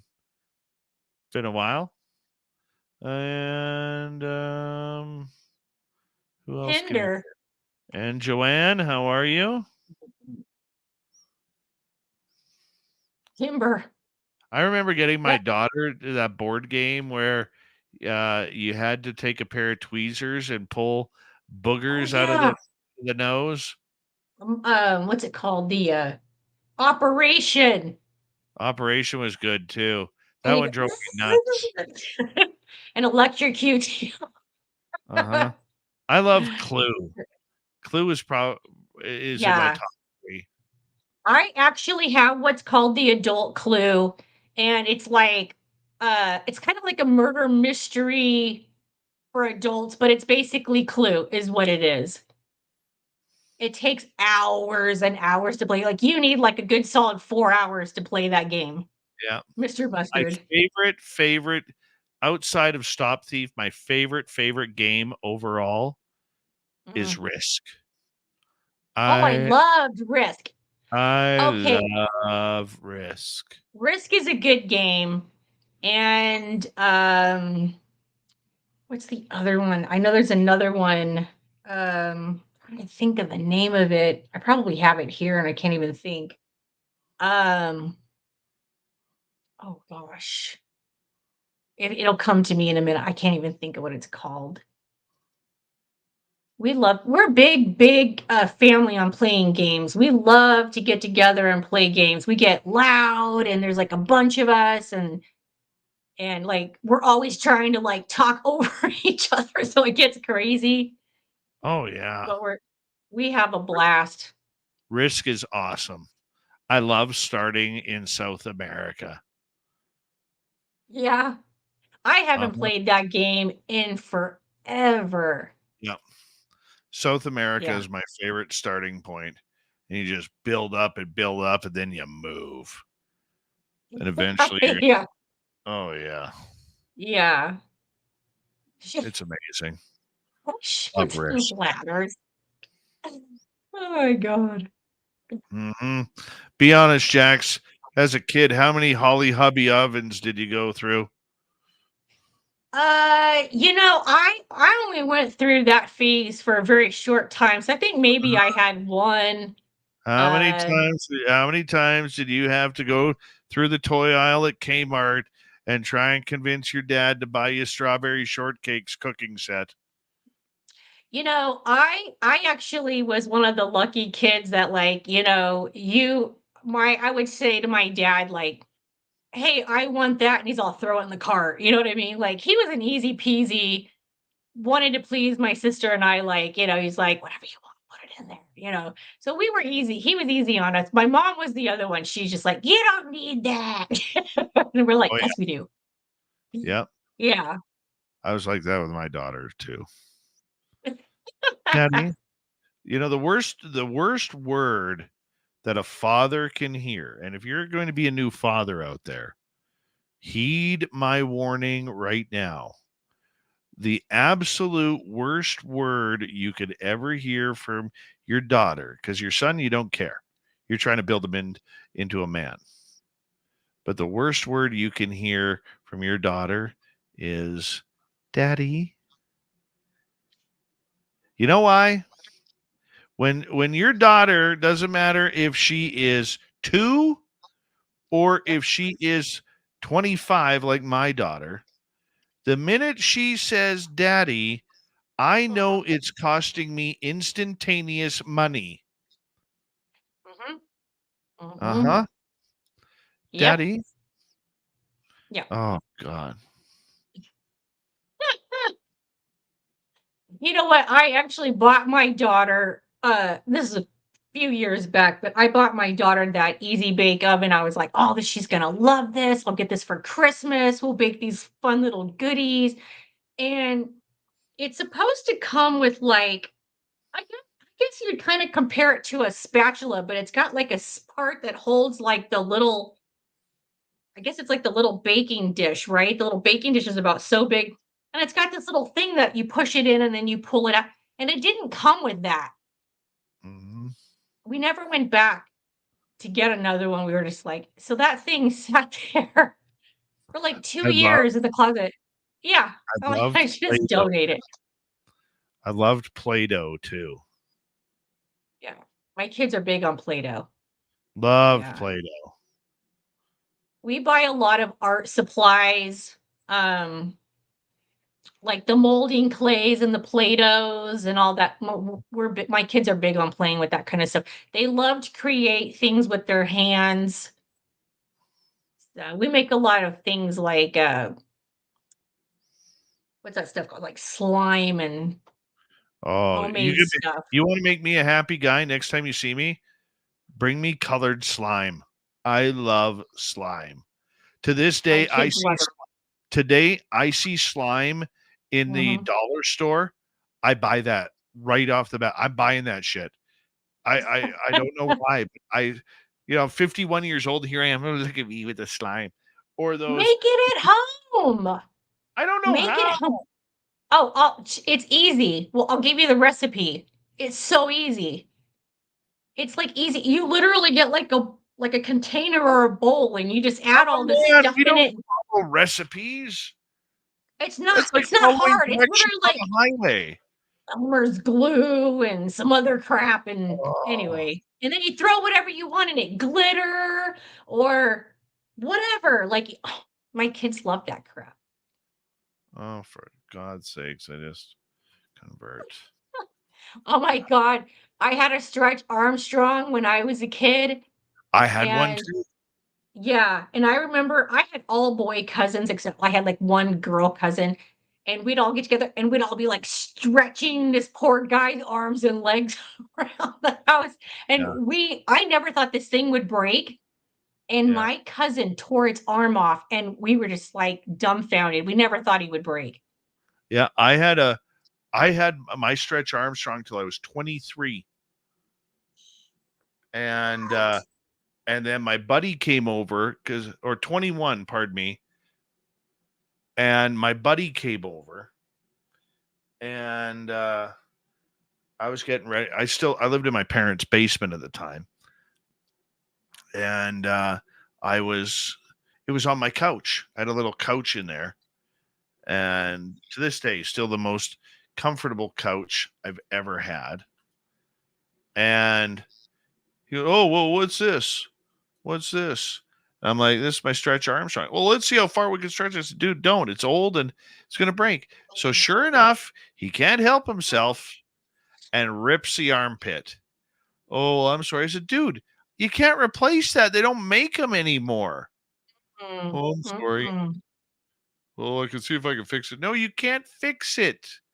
The ooze is coming out. And nobody really knew what that shit was. I mean, does anybody know what that ooze was really made of? Oh, Probably something horrible. I remember probably shrinking. Something that would give us all cancer now. That's oh yeah. Yeah. It's probably as bad as asbestos. You know what I'm saying? Yeah. It's chips. Back then they didn't care what we played with. No. Go outside, go play. Yeah. That your parents didn't care where you were. Like, be gone, go. See you when it gets dark. I agree. Yep. That's the way we grew up. Now, like with my kids, I'm like, it's so funny because I grew up like that, and my kids will open the door, and I'm like, where are you going? Where do you think you're going? Totally right? opposite now. I'm going outside. I don't think so. I agree. I agree. Get back in here. I We don't was go out trying there. There's people out last there. couple of days. I've been trying to kick my son outside, and he's like, "I'm not going outside. Too hot." I'm like, "Bud, like, Oh, just do it's something hot. already, right? Yeah. Yeah. Just do something already." Anyways, we're gonna shut this thing down. Jack, stick around for a couple minutes, and Okay. thank you to Necessary Dialogue CS and Aloha Dave for our super chats. Tomorrow night on the show, it's going to be a good one.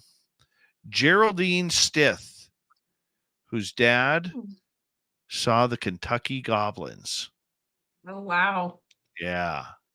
And don't forget, you guys, catch me and Lee Friday night, 8 o'clock, right here. That's an SOR. Bye, everybody. Bye.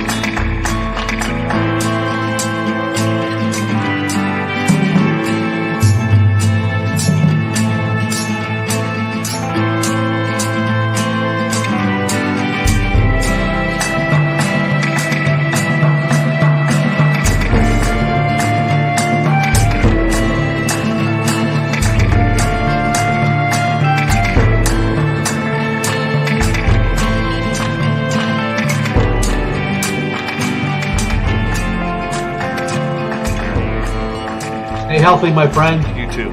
If you need bail money, give me a call. Always, Dad. Take care. You too.